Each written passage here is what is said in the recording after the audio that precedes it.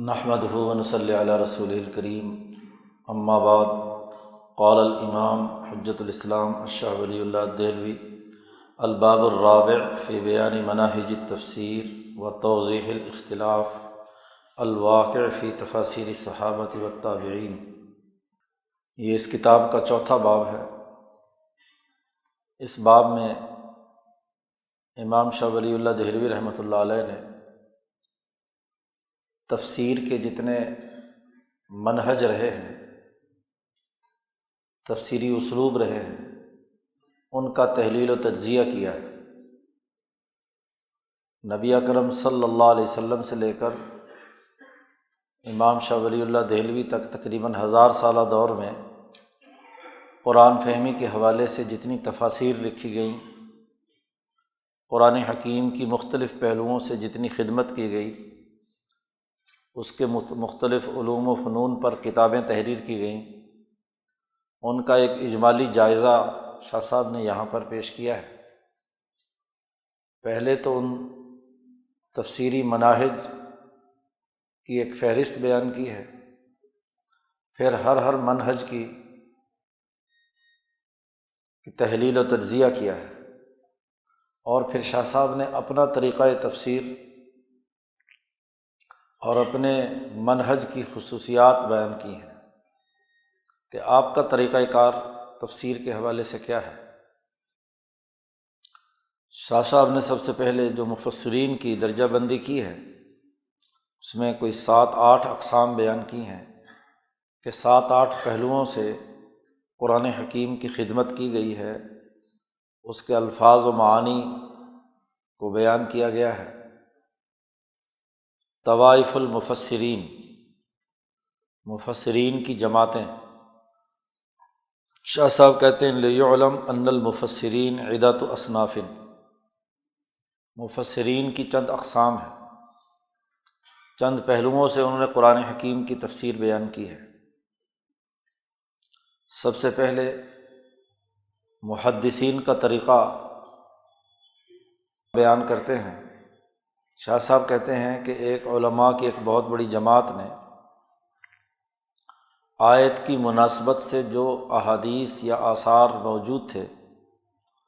انہیں جمع کیا ہے، خواہ وہ حدیث مرفوع تھی،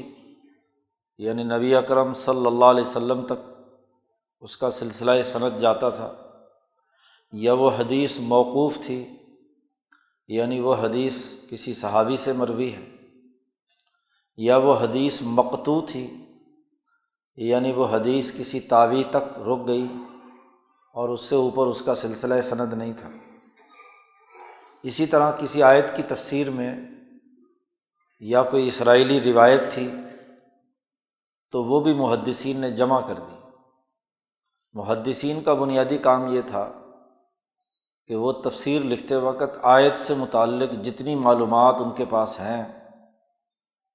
جو روایات اور آثار ان کے پاس ہیں، اخبار ان کے پاس ہیں، جیسی کیسی بھی ہیں، ان تمام کو انہوں نے ایک جگہ جمع کر دیا، گویا کہ اس کا تفسیری ڈیٹا اکٹھا کر لیا گیا کہ کس کس نے کیا کیا روایت آیت کے مطلب اور مفہوم کو سمجھانے کے لیے کسی تابعی نے بیان کی ہے، کسی صحابی نے بیان کی ہے، یا خود نبی اکرم صلی اللہ علیہ وسلم نے بیان کی ہے، یا گزشتہ انبیاء کی تعلیمات میں یا ان کے ماننے والے اسرائیلی روایات میں سے کوئی چیز ہے۔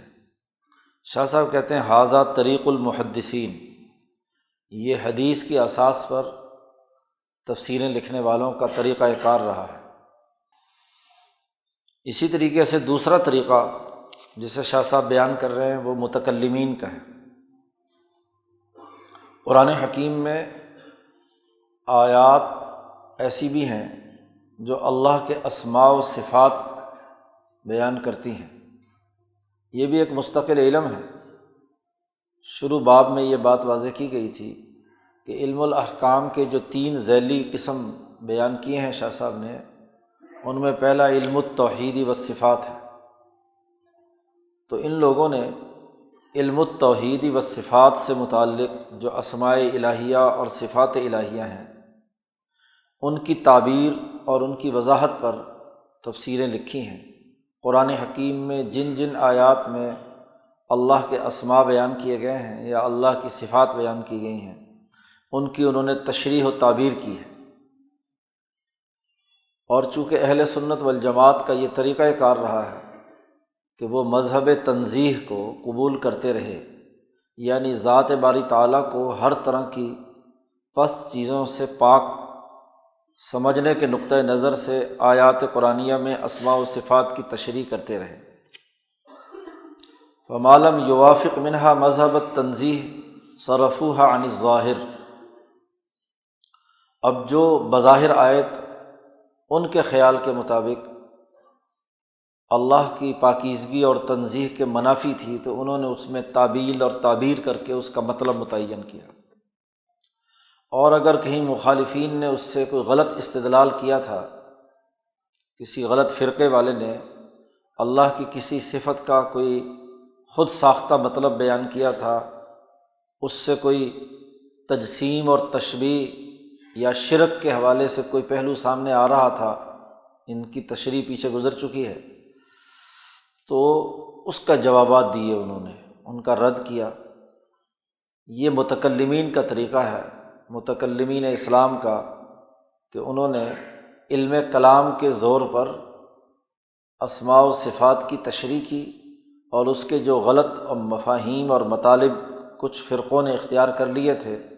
انہوں نے اس کا رد کیا۔ یہ تمام تفسیریں وہ ہیں جو متکلمین کے علم کلام کا مظہر ہے۔ دو، تیسرا طریقہ تفسیر وہ ہے کہ جس پر قرآن حکیم پر غور و فکر کیا ہے فقہائے کرام نے، پورے قرآن حکیم کا مطالعہ کر کے قرآن حکیم میں جتنی آیات شرعی احکام بیان کرتی ہیں ان کی طرف توجہ دی ہے فقہا نے۔ فقہا کا طریقہ کار یہ رہا ہے کہ وہ آیات قرآنیہ پر غور کر کے احکامات شرعیہ کا استنباط کرتے رہے ہیں۔ نماز، روزہ، حج، زکوٰۃ وغیرہ، یا سیاست، معیشت، لین دین، خرید و فروخت وغیرہ سے متعلق یا جتنے اوامر و نواہی قرآن حکیم میں بیان کیے گئے ہیں ان پر غور و فکر کر کے اس کی اساس پر قانون سازی کرنا، اس کے قوانین کا تعین کرنا کہ وہ آیت کس درجے کی ہے، کون کون سے مسئلے اس سے مستنبط ہوتے ہیں، کون کون سے قوانین اس سے واضح ہوتے ہیں، اس کی نشاندہی کی ہے ان فقہا نے۔ اور خاص طور پر جو مختلف مکاتب ہائے فکر رہے ہیں اجتہادات کے حوالے سے، جن میں 4 مذاہب مشہور ہیں، فقہ حنفی، شافعی، مالکی اور حنبلی، ان فقہا نے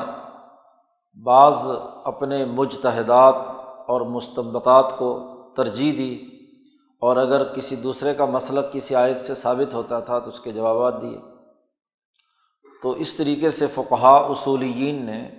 جو اصول فقہ کے ماہر اور فقہی جزیات اور قانون سازی کے ایکسپرٹ تھے، انہوں نے قرآن حکیم پر غور و فکر کر کے فقہی تفسیر لکھی۔ پہلی تفسیر حدیث کی اساس پر تھی، دوسری تفسیر کلامی نقطہ نظر سے تھی، تیسری تفسیر کا جس کا تذکرہ کر رہے ہیں وہ فقہی انداز میں تھی، جیسے علامہ جساس رازی کی احکام القرآن وغیرہ۔ اسی طریقے سے ایک چوتھا طریقہ کار بھی تھا، اور وہ یہ کہ ان نحویوں اور لغویوں نے بحث کی ہے قرآن کے اعراب سے کہ اس صیغے کی ساخت کیا ہے، اس کی حقیقت کیا ہے، نحوی ترکیب کیا ہے۔ تو قرآن کی ترکیب اور اس کے صیغوں کی وضع قطع، یعنی صرف اور نحو، اس پر انہوں نے وضاحت اور تشریح کی، اور پھر اس کی لغت پر کہ قرآن حکیم میں جو عربی الفاظ استعمال کیے گئے ہیں ان کا لغوی مفہوم کیا ہے، اس کی لغوی تشریحات کیا ہیں۔ تو اس پر بحث اور گفتگو کی ہے ان لغویین نے، نحویوں نے، جو اس گرامر کے، عربی زبان کی جو صرف نحو اور گرامر ہے اس کے ماہرین تھے۔ پھر جہاں جہاں کسی لفظ کا جس پہلو سے قرآن حکیم میں استعمال ہوا ہے تو اس کے شواہد انہوں نے تلاش کیے ہیں عربوں کے کلام سے، کہ پرانے شاعروں نے عربی زبان میں، مختلف خطباء اور شعراء نے اس لفظ کو کن کن معنی میں استعمال کیا ہے۔ اس پر بڑی لمبی چوڑی لغات پر کتابیں لکھی گئی ہیں، اور قرآن حکیم کے ہر لفظ پر بڑی تفصیلی گفتگو کر کے بتلایا گیا ہے کہ اس کا لغوی اور اصطلاحی اور تمام پہلو کیا ہیں، اور پھر اس کا اعراب اصل میں کیا ہے، اس کو پڑھنا کیسے ہے۔ تو یہ نحوی یا لغوی تفسیر رہی ہے۔ چوتھے وہ حضرات تھے جنہوں نے اس پہلو سے قرآن حکیم کے الفاظ کی تشریح و تعبیر کی ہے۔ پانچویں وہ لوگ ہیں کہ جنہوں نے ایک اور مستقل علم ہے، علم المعانی والبیان۔ علم البیانی یعنی ادبی پہلو، قرآن حکیم کے ادبی پہلو کیا ہیں، تو ان ادبی پہلوؤں پر گفتگو کی ہے۔ یہ ادباء کا طریقہ کار ہے، جو بڑے بڑے اعلیٰ درجے کے عربی ادیب تھے، انہوں نے قرآن حکیم کے ادبی پہلو کو سامنے رکھ کر اس کے اہم ترین نقطے بیان کیے ہیں کہ یہ اس کے اندر ایک خاص معنویت ہے۔ علم معانی کے نقطہ نظر سے اس میں یہ ایک نقطہ پایا جاتا ہے، علم بیان کے حوالے سے اس کا یہ ایک بڑا منفرد پہلو ہے، وغیرہ وغیرہ۔ اور جس نے جس درجے میں اس پر فصاحت و بلاغت میں کام کیا ہے، اس پر وہ ایک دوسرے پر بڑا فخر بھی کرتے، اور اس پر بھی فخر کرتے تھے کہ قرآن حکیم ایک ایسی معجز کتاب ہے، اتنا اعلیٰ اونچے درجے کا ادبی اسلوب ہے کہ دنیا میں کسی اور زبان میں، بلکہ خود عربی زبان میں بھی اس کے مقابلے کی کوئی چیز نہیں ہے۔ علامہ زمخشری کی کتاب اسی پر ہے، تفسیر جو ہے 4 جلدوں میں۔ تو یہ ادباء کا طریقہ کار رہا ہے۔ چھٹا ایک اور طریقہ ہے کہ قرآن حکیم کی قراءات پر بحث کی ہے قراء نے۔ قرآن حکیم 7 لہجوں میں پڑھا جاتا رہا ہے، حدیث میں ہے جیسا کہ، تو 7 احرف، تو مختلف قراءات کیا رہی ہیں نبی اکرم صلی اللہ علیہ وسلم سے لے کر، تو قراء نے قراءت کے نقطہ نظر سے اس کی خدمت کی ہے۔ اپنے اساتذہ سے جو انہوں نے سنا، انہوں نے اپنے اساتذہ سے سنا، تو صحابہ تک اور حضور اقدس صلی اللہ علیہ وسلم تک ایک آیت کو مختلف اسلوب میں کیسے پڑھا جاتا ہے، چونکہ عربی کے بہت سے لہجے تھے، تو ان لہجوں کے تناظر میں یہ قراءت قرآن رہی ہے۔ تو انہوں نے اس باب میں کوئی پہلو چھوٹا یا بڑا نہیں چھوڑا، مگر یہ کہ اسے بیان کر دیا اپنی کتابوں میں۔ قراءات کی جتنی کتابیں ہیں تو ان میں یہ تفصیل سے بیان کیا گیا ہے۔ وَهَذَا صِفَةُ الْقُرَّاءِ، اور یہ قاریوں کی خدمت تھی قرآن حکیم کی، کہ انہوں نے قراءت کے نقطہ نظر سے، علم قراءت ایک مستقل علم ہے، اس کے نقطہ نظر سے انہوں نے اس پر بحث اور گفتگو کی ہے، اور اس سے متعلق جتنے بھی پورے قرآن حکیم کے مختلف پہلو تھے پڑھنے کے، ان تمام کو ایک جگہ جمع کیا ہے۔ یہ چھٹا طریقہ ہے۔ شاہ صاحب کہتے ہیں 7واں اور ایک اہم ترین علم، علم السلوک والاحسان یا تصوف ہے۔ تو صوفیہ نے قرآن حکیم کے علم السلوک کے حوالے سے گفتگو کی ہے کہ کس آیت سے انسانی روح کی پاکیزگی اور ترقی کے قوانین اور ضابطے واضح ہوتے ہیں۔ یہاں شاہ صاحب نے اس بات کی نشاندہی کی ہے کہ یہ صوفیہ کا جو علم ہے اس کے 2 الگ الگ دائرے ہیں۔ ایک علم السلوک والاحسان ہے، اور ایک علم الحقائق، حقائق کائنات۔ شاہ صاحب صوفیہ میں وہ پہلے آدمی ہیں جنہوں نے ان دونوں علم کا الگ الگ دائرہ کار متعین کیا ہے، ورنہ شاہ صاحب سے پہلے کہ عام طور پر صوفی دونوں کو ایک دوسرے کے ساتھ مرج کر کے دیکھتے ہیں کہ علم الحقائق اور علم تصوف یا علم الاحسان ایک ہی بات ہے، تو آپس میں دونوں کے مسائل بھی بڑے خلط ملط آپس میں ہوئے ہیں۔ لیکن شاہ صاحب نے حجت اللہ میں بھی اور اپنی دیگر کتابوں میں، خاص طور پر الطاف القدس میں، اس کی نشاندہی کی ہے کہ ایک علم السلوک والاحسان ہے۔ یہ علم السلوک والاحسان تمام مسلمانوں کے لیے لازمی اور ضروری ہے کہ ان کے اندر صفت احسان پیدا ہو، اور صفت احسان کا تعلق انسان کے نفس قلب اور عقل کے تین بنیادی لطائف سے وابستہ ہے، یعنی ہر مسلمان کے لیے لازمی اور ضروری ہے کہ وہ محسن بننے کی کوشش کرے۔ جی، بلا من اسلم وجہہ للہ وہو محسن، جو اسلام لایا اور اس کے ساتھ ساتھ وہ محسن بھی ہوا، صفت احسان سے بھی متصف ہوا، تو اس کے لیے اجر کا یہاں وعدہ کیا گیا ہے اس آیت مبارکہ میں۔ تو یہ صفت احسان کیا ہے، اس کی حقیقت شاہ صاحب نے بیان کی ہے کہ انسان کا نفس اعلیٰ اخلاق کے حوالے سے مہذب ہو جائے، تمام امراض قلب سے نکل جائیں اور قلب مہذب اور مزکہ ہو جائے، اور انسان کی عقل درست ہو جائے، عقل و شعور بلند ہو جائے، فہم و بصیرت پیدا ہو، دھوکہ نہ کھائے، عقل دھوکہ نہ کھائے، قلب صحیح ارادے باندھے اور نفس خواہشات اور تمناؤں اور آرزوؤں کا اسیر اور قیدی نہ بن جائے۔ یہ ہر مسلمان کے لیے سیکھنا ضروری ہے۔ اس لیے جہاں جہاں بھی قرآن حکیم نے کسی اہم بات کا ذکر کیا ہے وہاں شرط لگائی ہے کہ اس میں مخلصین لہ الدین ہوں، مخبتین ہوں، خاشعین ہوں، وغیرہ وغیرہ، یہ الفاظ قرآن حکیم نے بطور شرائط کے بیان کیے ہیں۔ یہاں تک تو یہ علم السلوک والاحسان ہے، اور ان تین لطائف سے اوپر انسانی روح کے جو اگلے درجے کے لطائف ہیں، روح ہے، سر ہے، خفی ہے، اخفا ہے، وغیرہ وغیرہ، اور پھر اسی کے ساتھ ساتھ اس کائنات کے بنیادی حقائق کیا ہیں، خالق و مخلوق کا آپس میں رشتہ کیا ہے، اور خالق سے مخلوق تک آنے کے تنزلات کتنے ہیں، وغیرہ وغیرہ، یہ حقائق کائنات سے تعلق رکھتے ہیں۔ اس کو علم الحقائق کہا گیا ہے۔ یہ علم الحقائق ایک مستقل علم ہے، یہ ہر مسلمان کے لیے یا ہر ایمان والے کے لیے لازمی اور فرض نہیں ہے۔ اس کا تعلق اعلیٰ درجے کے ذہین و فتین اور اونچے درجے کے جرأت مند اولو العزم اولیاء اللہ، علماء ربانیین کا دائرہ کار ہے، جو علم الحقائق کے ماہر ہوں۔ اور یہ علم زیادہ تر شاہ صاحب فرماتے ہیں کہ یہ کسبی نہیں ہے، یہ وہبی ہے۔ اللہ تعالیٰ وہبی طور پر کسی کو یہ عنایت کر دے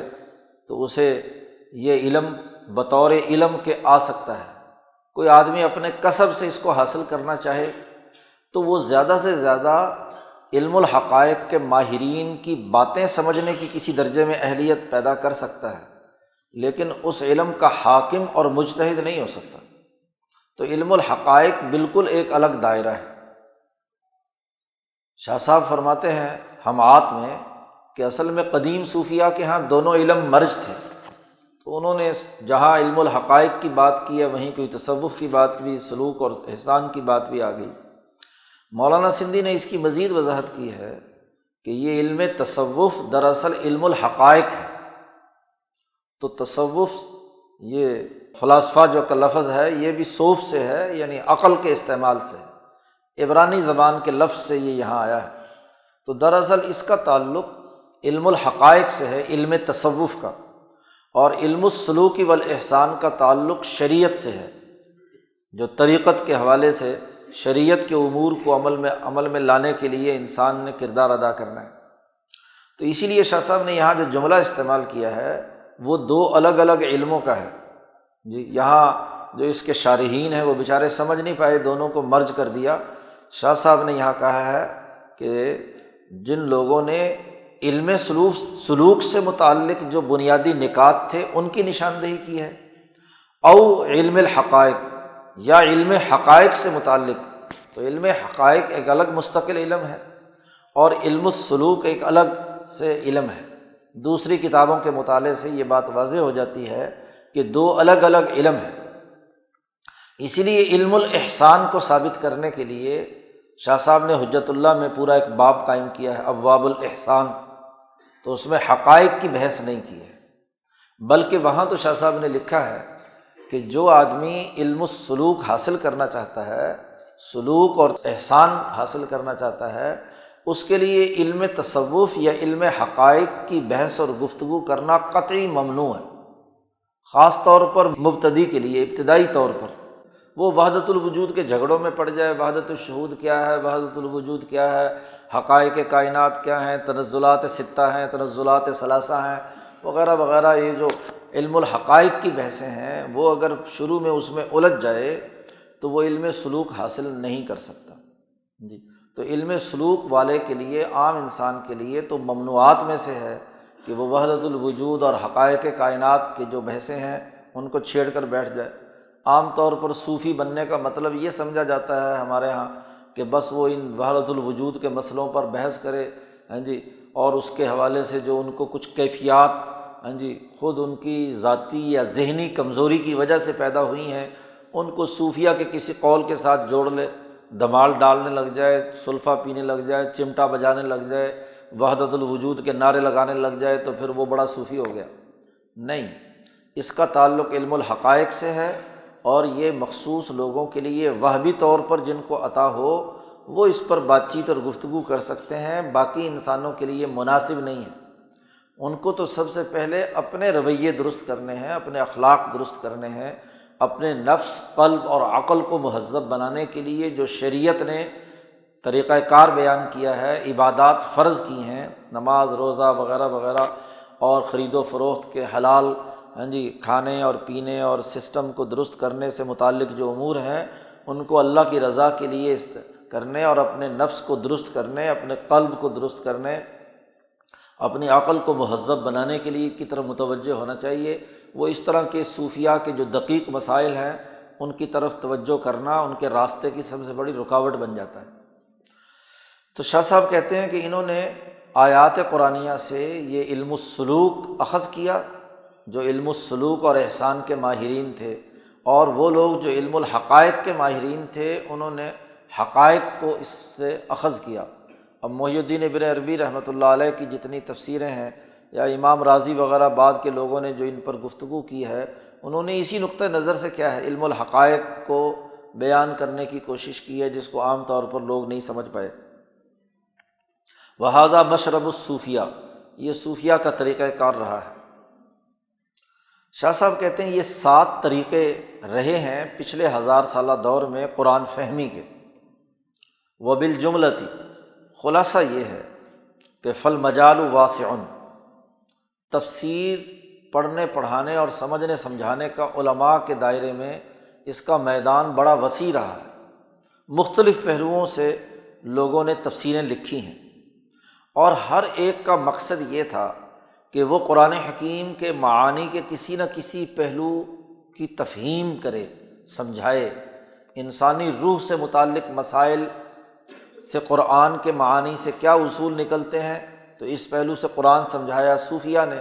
صرف و نحو کے اعتبار سے اس کے پہلو اور ترتیب کیا رہی ہیں، تو نحویوں اور لغویین نے اس پر بحث کی، وغیرہ وغیرہ۔ تو ہر ایک کا بنیادی مقصد قرآن ہی کے معانی کی تفہیم تھی کہ لوگوں کو اس کے مطلب مختلف پہلو سمجھ میں آ جائیں۔ وَخَاضَ فِي فَنٍّ مِّنَ الْفُنُونِ، اور ان 7 طریقہ کار میں ہر آدمی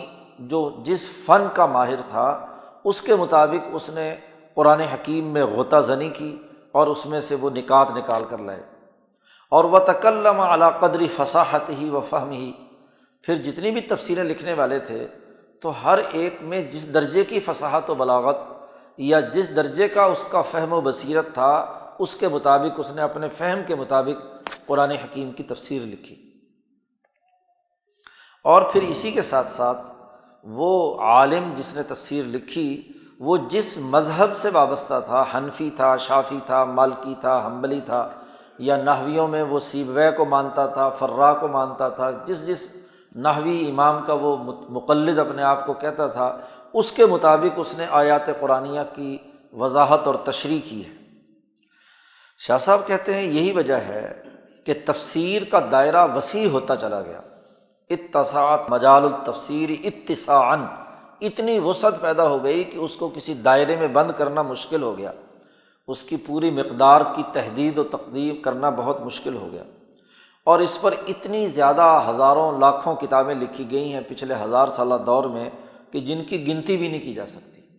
علم تفسیر میں تفسیری نقطہ نظر سے قرآن حکیم کی تفہیم کے لیے اتنی زیادہ تفسیریں لکھی گئی ہیں کہ ان کی تعداد بھی گنی نہیں جا سکتی۔ تو یہ 7 طریقہ کار کے مطابق ہر ایک نے اپنی اپنی پہلے دور میں خدمت کی۔ پھر اس کے بعد کچھ جماعتیں مفسرین کی ایسے آئیں جو 8واں طریقہ کار شاہ صاحب نے یہاں بیان کیا ہے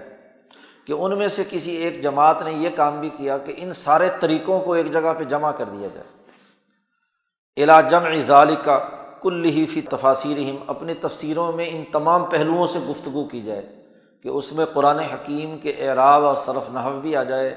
قراءات کی بحث بھی آ جائے، اس میں تصوف کے جو علم سلوک کے نقطے ہیں وہ بھی آ جائیں، جو فقہی مسائل ہیں وہ بھی اس میں آ جائیں وغیرہ وغیرہ، قاریوں کی قراءت جو ہے وہ بھی اس میں آ جائے، ہاں جی، علم التوحید والصفات سے متعلق علم کلام کی مباحث بھی اس میں آ جائیں۔ تو اس حوالے سے بھی لوگوں نے تفسیریں لکھیں، کسی نے عربی زبان میں لکھی اور کسی نے فارسی زبان میں لکھی، پھر کسی نے اس جامع تفسیر کے اندر اختصار مختصر انداز میں کتابیں لکھیں، اور کسی نے لمبی لمبی 80 100 جلدوں پر تفسیریں لکھیں جس میں سارے علوم جمع کر دیے۔ تو ہر ایک کا اپنا اپنا ذوق رہا ہے، اور اس کے مطابق علم کے جتنے ذیلی پہلو تھے وہ وسیع ہوتے چلے گئے اور تفسیروں کی بھرمار ہو گئی۔ شاہ صاحب سے پہلے یہ 8 طریقہ کار تفسیر لکھنے کے تھے۔ اب شاہ صاحب فرماتے ہیں ما من اللہ بہ علی فی علم التفسیر، علم تفسیر میں اللہ تعالیٰ نے مجھ پر کیا احسان کیا ہے۔ اپنی خصوصیات شاہ صاحب بیان کرتے ہیں کہ میں نے علم تفسیر کے نقطہ نظر سے ہاں جی کیا نئی چیز جو ہے وہ سامنے رکھی ہے، اللہ نے مجھ پر کیا انعام کیا ہے۔ شاہ صاحب کہتے ہیں وقد حصل للفقیر بحمد اللہ تعالی و توفیقہ، اللہ کی حمد و ثنا اور اس کی توفیق سے اس فقیر کو یہ 8 طریقہ ہائے تفسیر سے مناسبت حاصل ہے، یعنی یہ سب کے سب 8 طریقے ہاں جی مجھے سمجھ میں آ گئے ہیں، اور مجھے ان تمام فنون کا میں نے احاطہ کر لیا ہے۔ وَأَحَطْتُ بِمُعَظَّمِ أُصُولِهَا، اس کے بنیادی اساسی اصول 8 طریقہ ہے تفسیر کے جو بڑے بڑے تھے ان کا میں پورا احاطہ کر کے اپنی گرفت میں لے آیا۔ مجھے ان تمام 8 طریقوں پر عبور حاصل ہو گیا، صرف و نحو کے اعتبار سے بھی، علم کلام کے اعتبار سے بھی، محدثین کے طریقہ تفسیر کے حوالے سے بھی، فقہی تفسیر اور کلامی تفسیر، ہر ایک طریقہ تفسیر یا منہج تفسیر کے جتنے بنیادی اصول اور ضابطے تھے وہ میری گرفت میں آ گئے۔ اصول تو سب مجھے یاد ہو گئے، البتہ وَبِجُمْلَةٍ صَالِحَةٍ مِّن فُرُوعِهَا، ان اصولوں کے جو ذیل میں جتنی جزیات ہیں اس کا بھی ایک کافی حصہ مجھے حاصل ہو گیا۔ شاہ صاحب کہتے ہیں وَفُزْتُ بِنَوْعٍ مِّنَ التَّحْقِيقِ وَالِاسْتِقْلَالِ فِي كُلِّ بَابٍ مِّنْ أَبْوَابِهَا، ان 8 طریقہ ہائے تفسیر کے جو مختلف ابواب تھے ان پر مجھے محققانہ اور مستقل نوعیت کی کامیابی حاصل ہو گئی، استقلال پیدا ہو گیا۔ میں نے ان طریقہ ہائے تفسیر کو نہ صرف ان کے بنیادی اساسی اصول سمجھے بلکہ اس میں بہت سی بنیادی چیزیں اضافہ کی یا کمی کی، جس کے نتیجے میں مجھے ایک اجتہاد کی حیثیت حاصل ہو گئی۔ شاہ صاحب کہتے ہیں ایسے جیسے مجتہد فی المذہب ہوتا ہے، یعنی بنیادی اساسی اصول تو انہی لوگوں کے وضع کردہ تھے، لیکن اس کی ذیل میں جو اس کی فروعات اور جزیات اور اس کے عملی اطلاقات ہیں اس میں ایک اجتہادی شان شاہ صاحب کہتے ہیں ہم نے پیدا کی۔ مجتہد فی المذہب اصطلاح میں اس آدمی کو کہتے ہیں کہ جو اصولوں کی روشنی میں فروعات اور ان اصولوں کے عملی انطباق پر بحث گفتگو کرتا ہے۔ فقہا کے ہاں یہ لفظ استعمال کیا جاتا ہے۔ شاہ صاحب کہتے ہیں اللہ کی حمد و توفیق سے ایک بات تو یہ ہوئی کہ یہ جتنے پرانے طریقہ ہے تفسیر یا مناہج تفسیر تھے ان پر مجھے مکمل عبور حاصل ہو گیا، اس کے اصول اور اس کا پورا میکنزم مجھے سمجھ میں آ گیا۔ پھر اسی کے ساتھ ساتھ شاہ صاحب کہتے ہیں کہ اللہ تبارک و تعالیٰ نے خاص طور پر اپنا احسان اور فضل کرتے ہوئے مجھ پر علم تفسیر کے 2 یا 3 اور آگے جا کر بیان کریں گے تقریباً 5 پہلو ایسے ہیں جو بالکل نئے اللہ نے میرے قلب پر القاء کیے ہیں، جو مجھ سے پہلے کسی مفسر نے اپنے طریقہ تفسیر میں اختیار نہیں کیے۔ وَأُلْقِيَ فِي خَاطِرِي مِن بَحْرِ الْجُودِ الْإِلَٰهِ، اللہ کی سخاوت کا جو سمندر چل رہا ہے، انسانیت کی طرف اللہ کے جو علوم کا بہاؤ ہے، اس سمندر سے میرے دل میں القاء کیا گیا، ڈالے گئے 2 فن یا 3 فن من فنون التفسیر، فنون تفسیر سے متعلقہ 2-3، بلکہ 2 اور 3 دونوں کو ملا لیا جائے تو 5 علوم آگے جا کر شاہ صاحب اگلی ایک مستقل فصل میں بیان کریں گے کہ یہ 5 نئے فنون میرے دل میں اللہ نے القاء کیے ہیں، جو مجھ سے پہلے کسی مفسر نے اپنے پیش نظر نہیں رکھے۔ سوى الفنون المذکورہ سالفاً، پیچھے یہ جو ابھی 8 اقسام بیان کی ہیں، ان کے علاوہ 5 علوم مجھے بھی عطا کیے گئے۔ پھر شاہ صاحب نے اس سے بڑھ کر ایک اور اہم اونچے درجے کی بات کی ہے۔ شاہ صاحب نے کہا اصل بات کیا ہے؟ وَإِن سَأَلْتَنِي عَنِ الْخَبْرِ الصِّدْقِ، اگر تم سچی بات مجھ سے پوچھو تو میرا معاملہ یہ ہے کہ فَأَنَا تَلْمِيذُ الْقُرْآنِ الْعَظِيمِ بِلَا وَاسِطَةٍ، پہلی بات تو یہ ہے کہ میں قرآن حکیم کا، قرآن عظیم کا بلا واسطہ براہ راست شاگرد ہوں قرآن کا۔ یہاں شاہ صاحب نے 4 باتیں بیان کی ہیں اپنی منفرد خصوصیات کو بیان کرتے ہوئے، اور ان چاروں کا تعلق شعائر اربع سے ہے۔ شاہ صاحب نے حجت اللہ میں اس بات کی وضاحت کی ہے کہ اللہ سے تعلق قائم کرنے کے جو اللہ نے یہاں کائنات میں تدبیری نظام قائم کیا ہے، اس تدبیری نظام کے 4 بنیادی شعائر ہیں۔ شاعر انہیں کہتے ہیں کہ جنہیں دیکھ کر خدا یاد آ جائے یا خدا سے تعلق قائم ہو جائے۔ اللہ کی نسبت سے انہیں تجلی کہا جاتا ہے، اور انسان کی نسبت سے انہیں شاعر کہا جاتا ہے۔ شاعر وہ سمہائے میل ہیں جن کے ذریعے سے منزل مقصود تک پہنچنا ممکن ہوتا ہے۔ تو اللہ نے اس کائنات میں 4 شاعر جاری کیے ہوئے ہیں۔ ان 4 شاعر کا تذکرہ کیا شاہ صاحب نے وہاں پر۔ نبی اکرم صلی اللہ علیہ وسلم کے بعد یہ 4 شاعر جن کی تفصیل شاہ صاحب نے بیان کی ہے وہ یہ کہ سب سے پہلے کعبہ، خانہ کعبہ وہ اللہ کے شاعر میں سے ہے کہ جسے دیکھ کر، جس کے گرد طواف کر کے انسان کا اللہ سے تعلق قائم ہوتا ہے۔ اس لیے دنیا بھر کے تمام مسلمانوں کو حکم دیا گیا کہ جب وہ اللہ کی عبادت کریں تو قبلہ رخ ہوگا، مسجدیں جو ہیں وہ اسی خانہ کعبہ کی طرف رخ کیے ہوئے ہوں گی، کیونکہ وہ اس کرۂ ارض کا محور ہے اور وہ عرش الہی کے بالکل محاذات میں ہے۔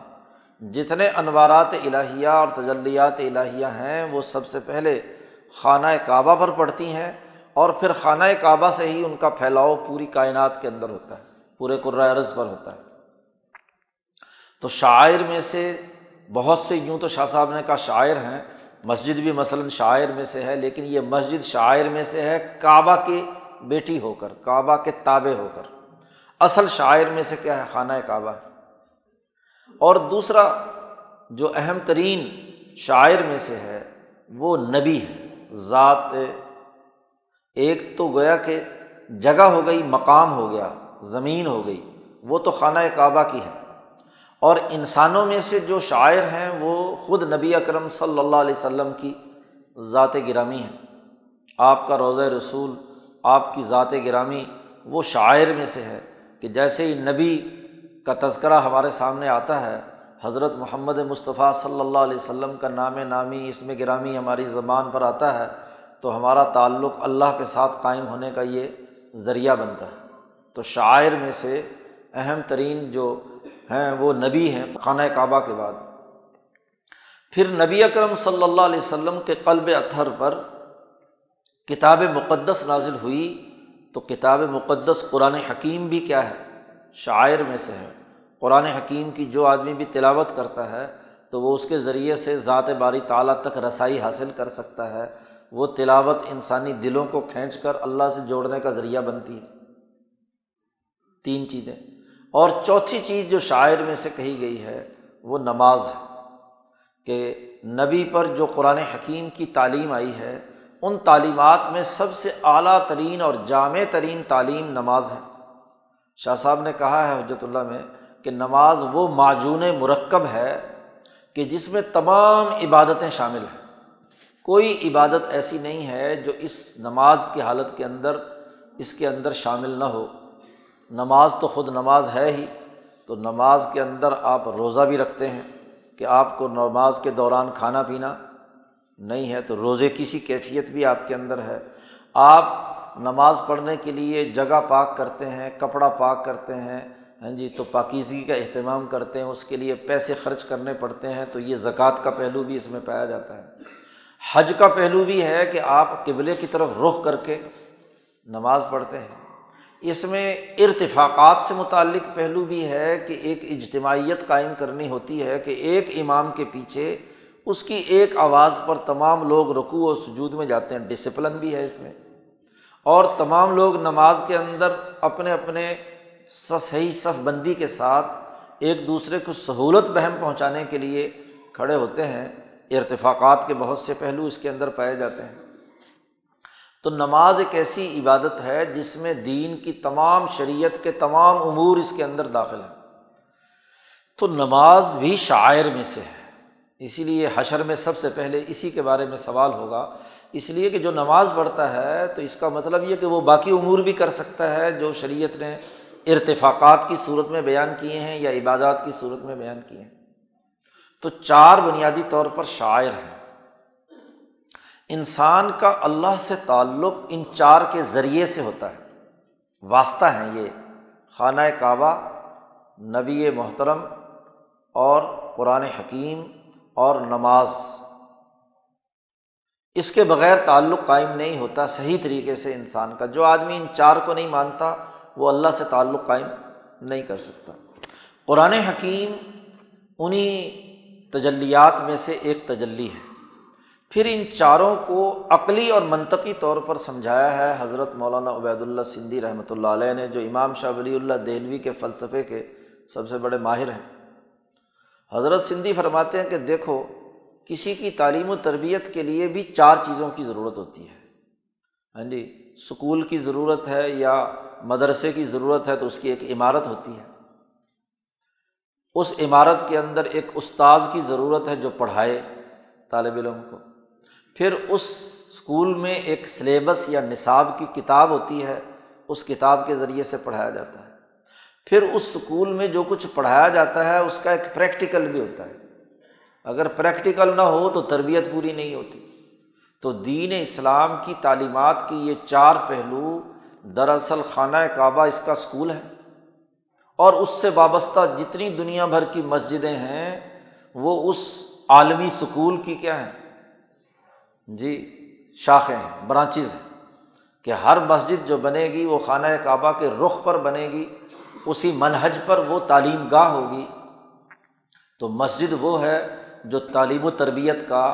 مرکز ہے مسلمانوں کے لیے، ہر پہلو سے، تمام پہلوؤں سے وہ تعلیم بھی دیتی ہے، تربیت بھی کرتی ہے، حکومت کا مرکز بھی وہی ہے، جمعہ کا خطبہ بھی وہیں دیا جائے گا، حکمرانوں کا محاسبہ بھی وہیں ہوگا۔ تو یہ مسجدیں جو خانہ کعبہ سے جڑی ہوئی ہیں یہ دراصل مراکز ہیں، اسکول ہیں، ہاں جی، مدارس ہیں تعلیم و تربیت کے۔ اس اسکول کا نصاب کیا ہے؟ قرآن حکیم، اور اس کا اصل استاذ کون ہے؟ حضرت محمد مصطفیٰ صلی اللہ علیہ وسلم۔ کوئی آدمی اس وقت تک اس دین کا استاذ نہیں بن سکتا جو نبی اکرم صلی اللہ علیہ وسلم کی پوری اتباع نہ کرتا ہو۔ اس کو اپنی تعلیم و تربیت اور ٹریننگ جو ہے وہ نبی اکرم صلی اللہ علیہ وسلم کی تعلیم و تربیت کے مطابق اپنی کرانی ہوگی تو وہ تربیت دینے کا اہل ہوگا، ورنہ وہ آگے استاذ نہیں بن سکتا۔ اسی طریقے سے کیا ہے؟ اس کا پریکٹیکل ہے، تو دین کا پریکٹیکل جو ہے وہ نماز ہے، اور یہ پریکٹیکل مسجد میں ادا کیا جاتا ہے۔ تو یہ خانہ کعبہ سے جو وابستہ اس کی بیٹیاں ہیں، بنت کعبہ ہے، اس کے اندر تمام پہلو چاروں کے چاروں آ گئے ہیں۔ تو دین حنیفی کی تعلیم و تربیت کے یہ چار بنیادی شعائر ایسے ہی ہیں جہاں کسی فکر اور نظریے کی تعلیم و تربیت کے اسکول ہوتے ہیں۔ تو سرمایہ داری کے سکول الگ ہیں، سوشلزم کے سکول الگ ہیں، اسلام کا سکول جو ہے وہ مسجد میں قائم ہوتا ہے، اور مسجد میں ہی اس کی تعلیم و تربیت کے تمام پہلو سر انجام دیے جاتے ہیں۔ تو یہ مولانا سندھی نے اس کی عقلی تشریح کی ہے، اس کو بات کو سمجھایا ہے۔ یہاں شاہ صاحب نے تعلیم و تربیت کے یہ جو 4 شعائر ہیں، ان چاروں کے بارے میں شاہ صاحب نے اپنی خصوصیت بیان کی ہے۔ قرآن حکیم دراصل ملأ اعلیٰ میں اللہ کا کلام جو سب سے پہلے کلام الہی کی صورت میں ملأ اعلیٰ میں آیا، پھر آسمان دنیا پر آیا، پھر محمد مصطفیٰ صلی اللہ علیہ وسلم کے قلب اطہر پر آیا، اور پھر دنیا میں اپنا ایک دنیاوی یا مادی وجود کاغذات پر، کتابوں پر، مصحف پر نقوش کی صورت میں موجود ہے۔ تو قرآن حکیم کے بہت سے وجود ہیں۔ اب ایک انسان قرآن حکیم جب کھولتا ہے اپنے سامنے اور پڑھتا ہے، تو یہ جو نقوش والا وجود ہے، خطوط کی شکل میں، تحریر کی شکل میں اس کے سامنے ہے، وہ آدمی اس وجود سے فیض حاصل کرتا ہے، پڑھتا ہے، زبان سے ادا کرتا ہے، تو اس پر ایک اثر پیدا ہوتا ہے۔ ایک وجود یہ ہے، اور ایک قرآن حکیم کا وجود ان تمام جتنے بھی دنیا بھر میں تحریر شدہ قرآن حکیم موجود ہیں، ان کے علاوہ سینوں میں محفوظ ہے۔ کاغذ پر لکھنے میں غلطی ہو سکتی ہے، لیکن یہ جو قرآن حکیم حضور صلی اللہ علیہ وسلم سے صحابہ، تابعین، تبع تابعین اور اب تک حفاظ کرام کے سینوں میں محفوظ ہوتا آیا ہے، اور حافظ قرآن ہی کے سینے سے طالب علموں اور افراد کے سینوں میں منتقل ہوتا ہے۔ ورنہ محض کتاب پڑھ کر لوگ اگر علم حاصل کر چکے ہوتے تو پھر تو کتاب ہی اللہ میاں کسی پہاڑ پہ رکھ دیتا، اس کی کیا ضرورت تھی کہ لوگ جو ہے نا وہ کسی استاد سے یا کسی نبی سے یا کسی بزرگ سے سیکھیں۔ تو ایک قرآن حکیم کا وہ وجود ہے جو حضور اقدس صلی اللہ علیہ وسلم کے سینے میں تھا، سینہ مبارک میں تھا، اور وہاں سے صحابہ کے سینوں میں، پھر وہاں سے تابعین اور تبع تابعین، اور آج 1400 سال سے سینہ بسینہ چلتا آ رہا ہے۔ اور جب کوئی انسان کسی استاد سے یہ قرآن حکیم حفظ کرتا ہے یا اس کے سامنے پڑھتا ہے، تلمذ کرتا ہے، تو اس کے سینے سے جو انوارات الہیہ ہوتے ہیں وہ اس کے شاگردوں کے سینوں میں منتقل ہوتا ہے۔ تو گویا کہ وہ تلمیذ ہوتا ہے اپنے استاذ کا، اور استاذ اپنے استاذ کا، اور اس طرح ہوتے ہوتے نبی اکرم صلی اللہ علیہ وسلم تک یہ سلسلہ جاتا ہے۔ تو یہ جو سینوں میں محفوظ ہے، ایک تلمیذ یہ ہیں۔ شاہ ولی اللہ صاحب نے یہ شاگردی بھی اختیار کی، اپنی پوری سند بیان کی ہے قرآن حکیم کی، فتح الرحمن کے آخر میں لگی ہوئی ہے سند کہ انہوں نے قرآن حکیم روایت حفظ کے ساتھ کس استاد سے سیکھا، انہوں نے کس سے سیکھا، اوپر تک۔ ایک تلمیذ یہ ہے۔ اب جب روحانی طور پر شاہ صاحب ترقی کرتے کرتے اگلی منازل میں پہنچے ہیں، تو قرآن حکیم کا ایک وجود وہ ہے جو آسمان دنیا پر دفعتاً واحدتاً نازل ہوا تھا، اور قرآن حکیم کا ایک وجود وہ ہے وجود مثالی جو ملأ اعلیٰ کے اندر محفوظ ہے۔ تو شاہ صاحب یہ کہتے ہیں کہ میں جیسے اپنے استاذ کا شاگرد رہا ہوں اور وہاں سے ہوتے ہوتے نبی اکرم صلی اللہ علیہ وسلم تک، ایسے ہی اللہ پاک نے مجھے یہ اعلیٰ مقام بھی عطا کیا ہے کہ اس کا وہ جو وجود مثالی ملأ اعلیٰ میں یا حضرت القدس میں موجود ہے، میں اس کا بھی شاگرد ہوں بلا واسطہ۔ یعنی قرآن حکیم کے علوم سے فیضیاب ہونے، اس کے فہم اور سمجھ کا اللہ پاک نے مجھے یہ توفیق دی ہے کہ اس کو اس بغیر کسی درمیان کے واسطے کے ڈائریکٹ میں اس کا بھی شاگرد ہوں۔ یہ ایسے ہی جیسے آدمی پہلے ایک استاد سے، ایک قاری سے حفظ کرتا ہے، پھر اسے پتہ چلتا ہے کہ ایک بڑا علامہ صاحب، بڑے قاری صاحب ادھر ہیں، تو وہ اس کے استاد سے،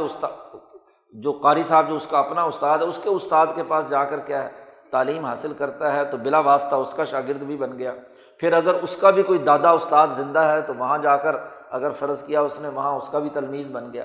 تو اسی ترتیب کے ساتھ شاہ صاحب فرماتے ہیں کہ میرا قرآن حکیم کا فیض جو مجھے حاصل ہوا ہے، وہ قرآن حکیم کے اس بنیادی وجود مثالی سے میں نے فیض حاصل کیا ہے۔ اس کی تفہیم میں اس کا بھی تلمیذ ہوں۔ جیسے استاد سے سینے میں سینے میں علم منتقل ہوتا ہے، ایسے ہی عالم حضیرت القدس اور ملائے اعلیٰ سے بھی سینوں میں قرآن منتقل ہوتا ہے۔ تو انا تلمیذ القرآن العظیم بلا واسطۃ کا مطلب یہ ہے، شاعر میں سے ہے چونکہ یہ۔ اور پھر یہی نہیں، شاعر اربع میں سے دوسرا اہم ترین جو ذات گرامی ہے حضور اقدس صلی اللہ علیہ وسلم کی۔ شاہ صاحب کہتے ہیں کما انی اویسی فی الاستفادۃ من روح النبی صلی اللہ علیہ وسلم، میں اویسی بھی ہوں۔ اویس بن عامر القرنی، حضرت اویس قرنی کے نام سے مشہور ہیں۔ تو اویسی نسبت اس کو کہتے ہیں کہ بغیر کسی ملاقات کے محض روحانی طور پر آپ پر علوم کا القاء ہو، نسبت کا القاء ہو، جیسے اویس قرنی کے ساتھ ہوا۔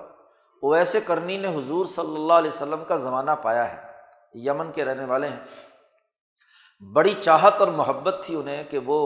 مدینہ منورہ آئیں اور حضور اقدس صلی اللہ علیہ وسلم کی زیارت کریں، مسلمان ہو گئے۔ لیکن ان کی اماں بیمار تھی، ماں بیمار تھی اور اس کے وہ اکیلے خدمتگار تھے۔ اب ماں کو کس کے پاس چھوڑ کر آئیں؟ تو بڑی کشمکش میں رہے کہ حضور کی زیارت بھی کرنا چاہتے ہیں اور ماں کی خدمت بھی لازمی اور ضروری ہے۔ تو اسی کشمکش کے حالت میں وہ حضور صلی اللہ علیہ وسلم کی اپنی زندگی میں زیارت نہیں کر سکے۔ لیکن ان کی محبت اور کشش حضور کی ذات گرامی کے ساتھ غائبانہ اس قدر شدت کی تھی کہ اس کو بیان نہیں کیا جا سکتا۔ محبت ہی وہ جذبہ ہے جو دراصل علم کو لینے کا باعث بنتا ہے۔ جس میں محبت نہیں ہے وہ کبھی بھی فیض حاصل نہیں کر سکتا، یاد رکھو۔ حضرت شاہ سید احمد صاحب رائے پوری فرمایا کرتے تھے کہ ماں جتنا چاہے دودھ پلانا چاہے بچے کو، لیکن بچے میں جب تک طلب نہیں ہوتی، وہ چاہت کے ساتھ ماں کی چھاتی کے ساتھ نہیں لگتا تو وہ کبھی دودھ نہیں پی سکتا۔ تو محبت بنیادی چیز ہے۔ اویس قرنی میں اتنی اعلیٰ درجے کی محبت تھی کہ وہ چاہتے تھے کہ اڑ کر پہنچ جائیں اور حضور صلی اللہ علیہ وسلم سے فیض حاصل کریں۔ اللہ کو یہ محبت پسند آ گئی اور حضور صلی اللہ علیہ وسلم کی جو صحبت کا فیض تھا، ہاں جی، روحانی طور پر وہ اویس قرنی کے سینے میں محبت کی وجہ سے کیا ہے، منتقل ہو گیا۔ تو اسی لیے نبی اکرم صلی اللہ علیہ وسلم، مسلم شریف میں بڑا تفصیلی واقعہ اس حوالے سے آتا ہے کہ حضور صلی اللہ علیہ وسلم نے اویس قرنی سے کا تذکرہ کیا ہے اور اویس قرنی سے دعا کی درخواست کی کہ جو میرے بعد لوگ آئیں اور اویس جب یہاں حج کے لیے آئیں تو جو میرا نائب ہوں تو وہ اس کو کیا ان سے دعا کروائیں۔ چنانچہ عمر فاروق رضی اللہ تعالیٰ عنہ ہر سال پوچھتے تھے کہ بھئی وہ یمنی لوگ آئے ہیں، ان میں کوئی اویس تو نہیں نامی آدمی؟ تو ایک دفعہ جب پتہ چلا تو پھر انہیں بلایا اور پھر ان سے ہاں جی ان کی وہ بکریاں چرا رہے تھے عرفات کے میدان میں، تو ان سے دعا کروائی پوری امت مسلمہ کے لیے حضرت عمر فاروق رضی اللہ تعالیٰ عنہ نے۔ تو یہ اویس قرنی ہیں، یہ اویسی نسبت اس سے مشہور ہو گئی کہ جس کو جس سے کیا ہے مناسبت اور محبت اس کے اوپر غالب آ گئی تو روحانی طور پر اس کا فیض اسے منتقل ہو گیا، خواہ براہ راست ملاقات نہ بھی ہوئی ہو۔ تو شاہ صاحب کہتے ہیں کہ میں اویسی ہوں، حضور اقدس صلی اللہ علیہ وسلم کی روح مبارکہ سے استفادہ کرنے میں۔ ظاہر ہے شاہ صاحب کا زمانہ ہاں جی 1100 سال کے بعد کا ہے، حضور اور ہاں جی شاہ صاحب کے درمیان 1100 سال کا فاصلہ ہے، براہ راست تو صحبت کا کوئی سوال ہی نہیں پیدا ہوتا۔ لیکن امام شاہ ولی اللہ دہلوی کے قلب میں حضور اقدس صلی اللہ علیہ وسلم کی جو محبت اعلیٰ ترین درجے پر موجود تھی، اس کے نتیجے میں شاہ صاحب نبی اکرم صلی اللہ علیہ وسلم کی روح سے براہ راست مستفیض ہوئے، اور اس کی تفصیلات شاہ صاحب نے فیوز الحرمین میں بیان کی ہیں کہ حرمین شریفین کے سفر میں وہاں مدینہ منورہ کے قیام میں روضہ رسول کے قریب ریاض الجنہ کے اندر بیٹھ کر شاہ صاحب کا کئی دفعہ حضور اقدس صلی اللہ علیہ وسلم کی روح مبارکہ سے استفادہ ہوا ہے۔ خود حجت اللہ البالغہ کے مقدمے میں حجت اللہ لکھنے کا ایک بڑا اہم سبب نبی اکرم صلی اللہ علیہ وسلم کا وہاں ریاض الجنہ میں آپ کی روح مبارکہ کا آپ کو مخاطب کر کے آپ کو یہ علم اور چیزیں جو ہیں سمجھنے سمجھانے کا موقع فراہم کرنا رہا ہے۔ تو شاہ صاحب کہتے ہیں کہ شاعر میں سے دوسرا اہم ترین شاعر میں سے نبی اکرم صلی اللہ علیہ وسلم کی ذات گرامی ہے، تو میں وہ آدمی ہوں کہ جس نے حضور کی روح مبارکہ سے براہ راست اویسی نسبت کے ذریعے سے فیض حاصل کیا ہے۔ دو، اور پھر شاہ صاحب کہتے ہیں یہی نہیں، شاعر میں سے تیسرا اہم ترین شاعر میں سے کیا ہے، الکعبۃ الحسنہ، پیارا کعبہ ہے، حسین کعبہ ہے، تو اس کعبہ حسین کا فیض بھی مجھے حاصل ہوا ہے۔ کما انی مستفید من الکعبۃ الحسنہ بدون واسطۃ، بغیر کسی واسطے کے۔ باقی لوگ جو یہاں مسجدوں میں خانہ کعبہ کا تصور کر کے یا اس کی طرف رخ کر کے خانہ کعبہ کا فیض حاصل کرتے ہیں، شاہ صاحب فرماتے ہیں کہ یہ کعبہ یہ تو نمونہ ہے اس عرش الہی پر موجود بیت المعمور کا، تو یہ اوپر سے لے کر نیچے تک اس کی جو تجلیات اور انوارات کا مرکز و محور اور منبع ہے، میں نے اس سے بلا واسطہ اس سے فیض حاصل کیا ہے۔ اور اس کے بھی بہت سے واقعات خود شاہ صاحب نے فیوز الحرمین میں بیان کیے ہیں، جب وہ مکہ مکرمہ میں 2 حج انہوں نے کیے، یہاں سے جاتے ہوئے حج کیا اور پھر مدینہ منورہ چلے گئے اور وہاں 1 سال تقریباً قیام کیا، تو واپسی پر دوبارہ دوسرا حج کر کے حضرت شاہ صاحب واپس آئے ہیں۔ تو خانہ کعبہ سے جو فیوز و برکات حاصل ہوئے ہیں، اسی لیے خانہ کعبہ کو براہ راست بیٹھ کر دیکھنا اور اس کی طرف متوجہ ہونا بھی تجلیات بارگاہ الہی کو دلوں کے اندر منتقل کرنے کا ذریعہ بنتا ہے۔ اور خانہ کعبہ جو اس کا بنیادی فیض ہے وہ دراصل کیا ہے کہ سب سے پہلا گھر ہے، ہاں جی، جو آدم نے بنایا تھا، تو اول بیت وضع للناس، انسانیت کے لیے۔ تو آدم سے لے کر حضور اقدس صلی اللہ علیہ وسلم تک، بلکہ آج تک جتنے بھی انبیاء، صحابہ، تابعین، اولیاء اللہ، علماء ربانیین وہاں گئے ہیں، تو خانہ کعبہ ایک ایسا مقناطیس ہے کہ ہر ایک کی ہمت اور ان کا اعلیٰ درجے کا عقل و فہم اور شعور اس خانہ کعبہ کے مقناطیس کے ساتھ جڑا ہوا ہے۔ تو جیسے جیسے انسان اس کے اوپر لاکھوں سالوں سے طواف کر رہے ہیں اور اسی کے محاذات میں بیت المعمور میں فرشتے طواف کر رہے ہیں، اس کے نتیجے میں جو اس کے اندر تجلیات الہیہ اور اس کے انوارات کی وسعت پھیل گئی ہے، تو جو تلمیذ بلا واسطہ ہے وہ اس کے پورے انسانی ہمتوں کا پورا شعور بھی اس کے اندر دماغ میں منتقل ہو گیا۔ تو امام شاہ ولی اللہ دہلوی جو یہ پورے دین کا، دین حنیفی کا ایک جامع نظام فلسفۃ التشریع الاسلامی حجت اللہ کی صورت میں بیان کرتے ہیں، تو دراصل یہ خانہ کعبہ میں تمام انبیاء اور تمام انسانوں کی جو بھی وہاں پہنچے ہیں ان کی ہمتوں کا اظہار۔ تو مجھے کعبۃ الحسنہ سے بھی براہ راست فائدہ حاصل ہوا ہے بغیر کسی واسطے کے۔ اور پھر چوتھا شعائر میں سے نماز ہے۔ شاہ صاحب نے اس نماز کا بھی ذکر کیا ہے، وَكَذَلِكَ مُتَأَثِّرٌ بِالصَّلَاةِ الْعُظْمَى بِغَيْرِ وَاسِطَةٍ، تو صلاۃ عظمیٰ، ہاں جی، اس کے ساتھ میرا تعلق قائم ہوا، اس سے پورے طریقے سے میں متاثر ہوا ہوں بغیر کسی واسطے کے۔ دیکھو، ایک نماز وہ ہے جو ایک فرد کی حیثیت رکھتی ہے۔ مثلاً 5 نمازیں ہیں، تو فجر کی نماز ایک فرد ہے، ظہر ہے، عصر ہے، مغرب ہے، عشاء ہے، یہ افراد ہیں الصلاۃ کے نماز کے۔ اور پھر ہر دن کا ایک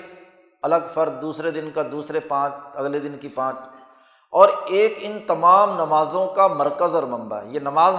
ہمیں کس نے سکھائی؟ حضرت محمد مصطفیٰ صلی اللہ علیہ وسلم نے۔ حضور نے فرمایا صلو کما رأیتمونی اصلی، ایسے نماز پڑھو جیسے تم نے مجھے نماز پڑھتے دیکھا ہے۔ تو نماز، وہ جو نبی کی نماز تھی، وہ نماز مطلق ہے، اور اس کے یہ تمام افراد ہیں جو لاکھوں کروڑوں انسان اس کی نقل اتار رہے ہیں جی۔ اور پھر اس نماز کا سب سے اعلیٰ ترین دائرہ جو ہے وہ حرم شریف میں، جب سب لوگ ایک دائرے میں کھڑے ہو کر ایک امام کے پیچھے کیا ہے، خانہ کعبہ کی طرف رخ کر کے نماز پڑھتے ہیں، تو وہ نماز نماز مطلق ہے۔ اور اس نماز کلی کے یہ تمام افراد ہیں جو دنیا بھر میں ہزاروں لاکھوں انسان نماز پڑھتے ہیں، اور نماز کے لوازمات جی شروع ہوتے ہیں اذان سے، اور اذان شروع ہوتی ہے ادھر سے مشرق سے، اور پورے دائرے کے اندر گھوم کر، ہاں جی، دوبارہ پھر وہ اذانوں کا سلسلہ شروع ہو جاتا ہے اور نمازوں کا سلسلہ شروع ہو جاتا ہے۔ تو ان نمازوں کا جو مرکز اور منبع ہے وہ نبی اکرم صلی اللہ علیہ وسلم کی ذات گرامی کی نماز ہے۔ جب آپ صلی اللہ علیہ وسلم کی ذات گرامی سے، آپ کی روح مبارکہ سے شاہ ولی اللہ صاحب نے فیض حاصل کیا، تو نبی کے تمام اعمال میں سب سے اعلیٰ ترین عمل جو ہے وہ نماز ہے۔ حضور صلی اللہ علیہ وسلم فرماتے ہیں قرۃ عینی فی الصلاۃ، کہ میری آنکھوں کی ٹھنڈک نماز ہے۔ اور نبی اکرم صلی اللہ علیہ وسلم بھی جو نماز پڑھ رہے ہیں وہ نماز ہے کہ اس نماز کا جو آسمان دنیا پر وجود مثالی ہے، اور ملأ اعلیٰ پر اس کا جو وجود روحانی ہے۔ شاہ صاحب نے اپنی دوسری کتابوں میں اس کی تشریح کی ہے کہ جتنے اعمال یہاں دنیا میں دین کے کیے جاتے ہیں ان کا ایک وجود جیسے دنیاوی اور مادی ہے، ایسے ہی سب سے پہلے اس کا ایک وجود مثالی، وجود روحانی، اور اس سے بھی اوپر وجود نورانی بھی ہے۔ تو یہ مختلف وجودات کے دائرے ہیں جی، جیسے خانہ کعبہ کے دائرے ہیں ایسے ان وجودات کے بھی دائرے ہیں، ہاں جی، یا جیسے قرآن حکیم کی ابھی بات بیان کی تھی کہ اس کا ایک وجود روحانی ملأ اعلیٰ میں ہے، ایسے ہی نماز کا بھی ایک وجود روحانی نورانی جو ہے وہ ملأ اعلیٰ پر حضرت القدس میں موجود ہے۔ نبی اکرم صلی اللہ علیہ وسلم بھی اس کی نقل میں نماز دنیا میں پڑھتے اور اسی کی نقل جو ہے باقی مسلمان کر رہے ہیں۔ تو الصلاۃ العظمیٰ وہ نماز ہے جو حضرت القدس اور ملأ اعلیٰ میں اپنا ایک وجود روحانی اور وجود نورانی رکھتی ہے۔ تو شاہ ولی اللہ صاحب فرماتے ہیں کہ جب میں قرآن حکیم کا بلا واسطہ شاگرد ہوں، وہ قرآن جو وہاں ملأ اعلیٰ میں موجود ہے، اور میں نبی کے اس نماز سے فیض یاب ہوں جو نبی اکرم صلی اللہ علیہ وسلم جس کی نقل اتار رہے ہیں صلاۃ العظمیٰ، تو میں اس سے بھی متاثر ہوں، اس کے اثرات بھی میرے قلوب میں ہیں۔ اگرچہ شاہ صاحب نے نماز اپنے بچپن میں اپنے والد سے سیکھی، شاہ عبد الرحیم دہلوی سے، پھر اس کے بعد سیکھتے سکھانے کا یہ مرحلہ اور نماز کا ارتقاء نبی اکرم صلی اللہ علیہ وسلم کی روح مبارک سے اس کا فیض ہوا، اور پھر اس کی تلقین جو ہے وہ نماز جو ملأ اعلیٰ اور حضرت القدس میں ہے اس سے بھی فیض ہوا۔ تو بغیر کسی واسطے کے شعائر اربع میں سے جو چوتھا شعائر میں سے ہے نماز، اس کا بھی مجھے فیض حاصل ہوا۔ تو تربیت کے تین ہی چیزیں تھیں، تربیت کے تین ہی پہلو تھے جس سے ایک انسان اعلیٰ کمال تک چار پہلو تھے، تو جن سے اعلیٰ کمال تک پہنچتا ہے۔ تو دین حنیفی کی سمجھنے کے یہ چاروں دائرے شاہ صاحب کہتے ہیں مجھے بلا واسطہ اور براہ راست ان سے فیض حاصل کرنے کا موقع ملا۔ اب جب کتاب مقدس قرآن حکیم جو نصاب ہے اس کا فہم اس کے استاد سے براہ راست، وہ قرآن حکیم جس خانہ کعبہ سے جوڑتا ہے اس کا فیض براہ راست، اور اس قرآن حکیم کی تعلیم کا جو سب سے اعلیٰ ترین پریکٹیکل ہے نماز، اس کا فہم بغیر کسی واسطے کے حاصل ہو تو اس فرد کی حیثیت کیا ہوگی۔ تو شاہ صاحب فرماتے ہیں کہ اللہ پاک نے مجھ پر اتنا احسان کیا ہے اپنے سخاوت کے سمندر میں سے یہ کچھ میرے دل میں القاء کیا ہے۔ اور اس پر ایک شعر شاہ صاحب نے کہا ہے کہ میرے جسم پر جتنے بال ہیں اور ہر بال کی اگر کوئی زبان ہو اور وہ زبان اللہ کا حمد اور شکر بیان کرے تو تب بھی میں اللہ کا حمد و شکر بیان نہیں کر سکتا۔ اتنے انعامات اللہ تبارک و تعالیٰ نے میرے وجود کو عطا کیے ہیں کہ میرا رواں رواں، میرا بال بال گروی رکھا ہوا ہے کہ اگر وہ شکر اور حمد اللہ کی بیان کرے کہ اللہ نے جو انعامات مجھ پر کیے ہیں، تو تب بھی میں اللہ کی حمد و ثنا پورے طور پر بیان نہیں کر پاؤں گا۔ یہ شاہ صاحب کا اپنا منہج تفسیر یا قرآن فہمی کے انداز و اسلوب کے یہ پہلو ہیں۔ ہر آدمی نے، جیسے پیچھے شاہ صاحب نے بیان کیا ہے کہ ان فنون پر گفتگو کرنے والوں نے جتنی ان کی پرواز تھی اس پرواز کے مطابق اپنے اپنے علم کی خدمت کی ہے، اور شاہ ولی اللہ صاحب فرماتے ہیں مجھے ان تمام پروازوں کا علم بھی ہے، اور اس کے ساتھ ساتھ اللہ پاک نے مجھے کئی علوم و فنون بھی دیے ہیں، اور ان چار شاعر کے ذریعے سے جو تربیت کا اعلیٰ ترین دائرہ ہے مجھے اللہ پاک نے درجہ کمال تک بھی پہنچایا ہے۔ اس کے بعد شاہ صاحب نے یہ جو 7-8 طریقہ ہے تفسیر رہے ہیں ان کا تحلیل و تجزیہ کیا ہے، ان کا تنقیدی جائزہ لیا ہے۔ اب چونکہ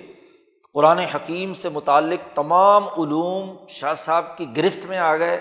تو شاہ صاحب نے پھر ہر دائرہ تفسیر کے جو بنیادی مسائل تھے اصولی، پہلے ان کا تعین کیا، اور پھر ان میں جو کمیاں کوتاہیاں یا جو مسائل موجود تھے ان کو حل کر کے اس کو بڑی جامعیت کے ساتھ واضح طور پر بیان کیا ہے۔ شاہ صاحب کہتے ہیں مجھ پر یہ بات لازمی ہے، اب ہو گئی ہے اس پہلو اس بنیاد پر کہ میں اس رسالے میں یہ جو 7-8 فنون پہلے بیان منہج تفسیر بیان ہوئے ہیں ان پر کچھ گفتگو کروں، کلمات عدیدہ لکھوں، ہاں جی کہ ان کا اصل مغز کیا ہے اور باقی پھوکٹ کیا ہے جی، اپنی اس صلاحیت کی وجہ سے جو اللہ پاک نے مجھے یہ عطا کی ہے علم تفسیر میں۔ اس کے بعد شاہ صاحب نے اگلی فصل میں جی محدثین کی تفسیر جو سب سے پہلے منہج تفسیر تھا اس کا جائزہ لیا ہے، اور اس کا جائزہ لے کر 4 بنیادی اساسی امور متعین کیے ہیں کہ محدثین کی تفسیروں کا اگر جائزہ لیا جائے، جتنی بھی تفسیریں لکھی گئی ہیں ان تمام کا جائزہ لیا جائے تو اس کا دائرہ کار 4 پہلوؤں سے باہر نہیں ہے، اور یہ 4 پہلو وہ ہیں جن پر کسی درجے میں شاہ صاحب پچھلے ابواب میں بھی گفتگو کر آئے ہیں۔ مثلاً سب سے پہلے شاہ صاحب نے کہا کہ یہ جو محدثین کی تفسیروں میں جو سب سے زیادہ زور دیا جاتا ہے وہ اسباب نزول پر ہے کہ قرآن حکیم کی فلاں آیت جو ہے وہ اس کا شان نزول کیا ہے، اور ایک ہی آیت کے ذیل میں کئی شان نزول اور کئی مقامات اس کے بیان کیے گئے ہیں۔ تو اسباب نزول کی اس پوری بحث کے اندر شاہ صاحب نے اس کا تحلیل و تجزیہ کیا ہے، اس کی پیچھے تفصیل سے شاہ صاحب اس پر گفتگو کر چکے ہیں۔ یہاں خلاصے کے طور پر بات یہ بیان کی ہے کہ ان تمام پہلوؤں سے جو لوگوں نے مختلف ایک ہی آیت کے مختلف شان نزول بیان کیے گئے ہیں، تو نزلت قضا کا مطلب متعین کیا ہے جس کی تفصیل پیچھے بھی گزر چکی ہے کہ صحابہ اور تابعین کا مقصد اس سے یہ نہیں ہوتا تھا کہ وہ اس کا وہ شان نزول بیان کر رہے ہیں جو حقیقی ہے، یعنی جس پر وہ آیت نازل ہوئی ہے، بلکہ ان کا مقصد تو یہ تھا کہ اس آیت کا جو مفہوم کلی ہے، اس مفہوم کلی کا کوئی ایک فرد یہ بھی ہے کہ اس واقعے پر بھی حضور نے یہ آیت پڑھی تھی، دوسرے نے کہا کہ اس واقعے پر بھی یہ آیت پڑھی تھی، تو اس آیت کا حکم کا کوئی ایک جز، یہ بات بھی پیچھے شاہ صاحب نے بیان کی ہے کہ پورا کا پورا حکم بما قیود و شرائط کے اس واقعے کے اندر پایا جانا ضروری نہیں ہے، بلکہ اس حکم کا کوئی ایک پہلو بھی کسی واقعے یا حادثے یا کسی مسئلے میں سامنے آیا ہے تو وہاں بھی صحابی اور تابعین نے وہاں اس آیت کو فٹ کیا ہے۔ تو یہ نزلت قضا کا مطلب شان نزول کا دائرہ کا تعین کرنا نہیں ہے، یعنی حقیقی شان نزول بیان کرنا نہیں ہے، بلکہ وہ اس کلی قاعدے کے ایک جزئی کی نشاندہی کرنا ان کے پیش نظر رہا ہے۔ اور پھر شاہ صاحب نے یہ بات بھی واضح کی تھی کہ جو آیات کلی مفہوم رکھتے ہوئے کسی خاص واقعے کی تعریض یا اشارہ بیان نہیں کر رہی تو ان کو عمومی رکھا جائے گا، وہاں شان نزول بیان کرنے کی معلوم کرنے کی ضرورت نہیں، بلکہ اس کے قاعدہ کلیہ کو سمجھنے کی ضرورت ہے، اس کے ذیل میں سینکڑوں جزیات ہو سکتی ہیں۔ ہاں، جن آیات مبارکہ میں کسی خاص واقعے کی طرف اشارہ کیا گیا ہے اور اشارہ سمجھے بغیر وہ آیت سمجھ میں نہیں آئے گی، تعریض کی گئی ہے، تو پھر اس تعریض سے متعلق جو واقعہ ہے، مثلاً غزوہ احد کا کوئی تذکرہ آیا ہے، غزوہ احزاب سے متعلق گفتگو ہے، غزوہ بدر سے متعلق گفتگو ہے، یا کسی خاص ایسے واقعے زید کی زینب سے شادی والا معاملہ جو ہے اس کے بارے میں گفتگو ہے، تو وہ آیات چونکہ سمجھ میں ہی نہیں آ سکتی اس وقت تک جب تک کہ وہ واقعہ یا حادثہ پیش نظر نہ ہو، تو وہاں ضروری طور پر وہ شان نزول بیان کیا جا سکتا ہے۔ اس کی تفصیل پیچھے شاہ صاحب بیان کر چکے ہیں۔ پھر شاہ صاحب نے دوسرا پہلو جس کی نشاندہی کی ہے محدثین کی تفسیر میں، وہ یہ کہ جن آیات میں تعریض تھی یا اشارہ تھا کسی قصے کی طرف، تو وہاں مفسرین نے، یہ جو محدثین ہیں، انہوں نے بڑی بڑی لمبی چوڑی قصے کی تفصیلات بیان کی ہیں، تو یہ تفصیلات جو بیان کی گئی ہیں ان کا کوئی فائدہ نہیں ہے۔ شاہ صاحب کہتے ہیں کہ وہ تفصیلات یا تو انہوں نے بیان کی ہیں اسرائیلی روایات کے تحت، کہ جو اسرائیلیوں کے ہاں، یہودیوں یا عیسائیوں کے ہاں مشہور چلی آ رہی تھیں، ان کو انہوں نے اپنی اس تفسیر محدثین میں نقل کر دیا، اور یا کتب سیر میں تاریخ کے اندر جو کچھ واقعات مختلف لوگوں سے مسلمانوں میں روایت در روایت چلے آ رہے تھے تو ان کو اس کے اندر جمع کیا ہے اپنے تمام تر اجزاء کے ساتھ۔ تو شاہ صاحب نے کہا کہ اس کا بھی تفصیلی جائزہ لینے کی ضرورت ہے۔ شاہ صاحب کہتے ہیں کہ جہاں تک تو آیت میں کسی واقعے کی طرف اشارہ ہے اور وہ اشارہ اور تعریض براہ راست کسی واقعے کا جاننے کا تقاضا کرتی ہے، تو وہاں تک تو بات کرنا مناسب ہے۔ لغوی طور پر اس لفظ کے دائرے میں جو معنی اور مفہوم سمجھنے کے لیے ضروری ہے، اگر قصے کو یا کسی واقعے کو بیان کرنا ضروری ہے تو یہ تو وظیفۃ المفسر ہے، یہ تو ٹھیک ہے۔ لیکن اس سے زائد کی تفصیلات بیان کرنا، ہاں جی، جیسے مثلاً اب گائے کا تذکرہ آیا، بنی اسرائیل کی گائے کا تذکرہ آیا ہے، تو اتنا واقعہ کہ جس واقعے سے یہ بات سمجھ میں آ جائے کہ یہ قصہ کیا تھا، وہ تو ٹھیک ہے۔ لیکن وہاں جو مفسرین نے بحث کیا ہے کہ وہ جو گائے سے مراد کا بیل تھا یا گائے تھی، وہ مذکر تھا یا مؤنث، یا اصحاب کہف کے کتے کا تذکرہ کیا ہے کہ وہ چت کبرا تھا یا سرخ رنگ کا تھا، تو یہ رنگوں کی بحث میں الجھ جانا، ہاں جی، یا اسی طریقے سے گائے کے نر اور مادہ کا معلوم کرنے کے پیچھے پڑ جانا، تو یہ فضول لغو باتیں ہیں، ان کا تعلق نہیں ہے۔ صحابہ اور تابعین کا طرز عمل یہ بتلاتا ہے کہ وہ ان امور کو ناپسند کرتے تھے، یہ وقت ضائع کرنے کے علاوہ اور کچھ نہیں ہے۔ تو محدثین کی تفسیروں میں ایسی جو فضول، ہاں جی، قصہ بازی شروع ہو گئی ہے تو یہ غلط ہے، قصہ کے جو بیانات کیے گئے ہیں وہ درست نہیں ہیں۔ پھر شاہ صاحب نے کہا کہ ان قصوں کے سلسلے میں بھی، ہاں جی، دو نقطے جو ہے بنیادی طور پر، ہاں جی، پیش نظر رکھنے چاہیے۔ وہ یہ کہ جو قصے جیسا کہ لوگوں کے ہاں روایت در روایت سینہ بسینہ چلے آ رہے تھے، تو ان کو لوگوں نے، جو تفسیر محدثین والے ہیں، انہوں نے جمع کرنا شروع کر دیا۔ اب وہ جمع کرنے کے پیچھے ان لوگوں کے کیا مقاصد تھے؟ ان کے مقاصد تو زیادہ سے زیادہ یہی ہو سکتے تھے کہ اس آیت کا ایک فرضی محمل یا اس آیت کا ایک پہلو، جزوی پہلو اس واقعے کے کسی، ہاں جی، ضمن میں سمجھا جا سکتا ہے، تو ان کا مقصد تو یہ، قدماء کا تو یہ مقصد تھا۔ لیکن بعد والوں نے یہ سمجھ لیا کہ یہ اس کی تفسیر ہے، تو اس کو تفسیر ڈکلیئر کرنا یا اس آیت کے مفہوم کو اس قصے کے اندر بند کر دینا، یہ بات غلط ہے، یہ درست نہیں ہے۔ بس اس حد تک دیکھا جائے کہ انہوں نے بحث کے لیے اس کو وہاں پیش کیا ہے کہ اس پر بھی غور و فکر کر لیا جائے، یہ نہ سمجھا جائے کہ یہ کوئی ان کا عقیدہ ہے۔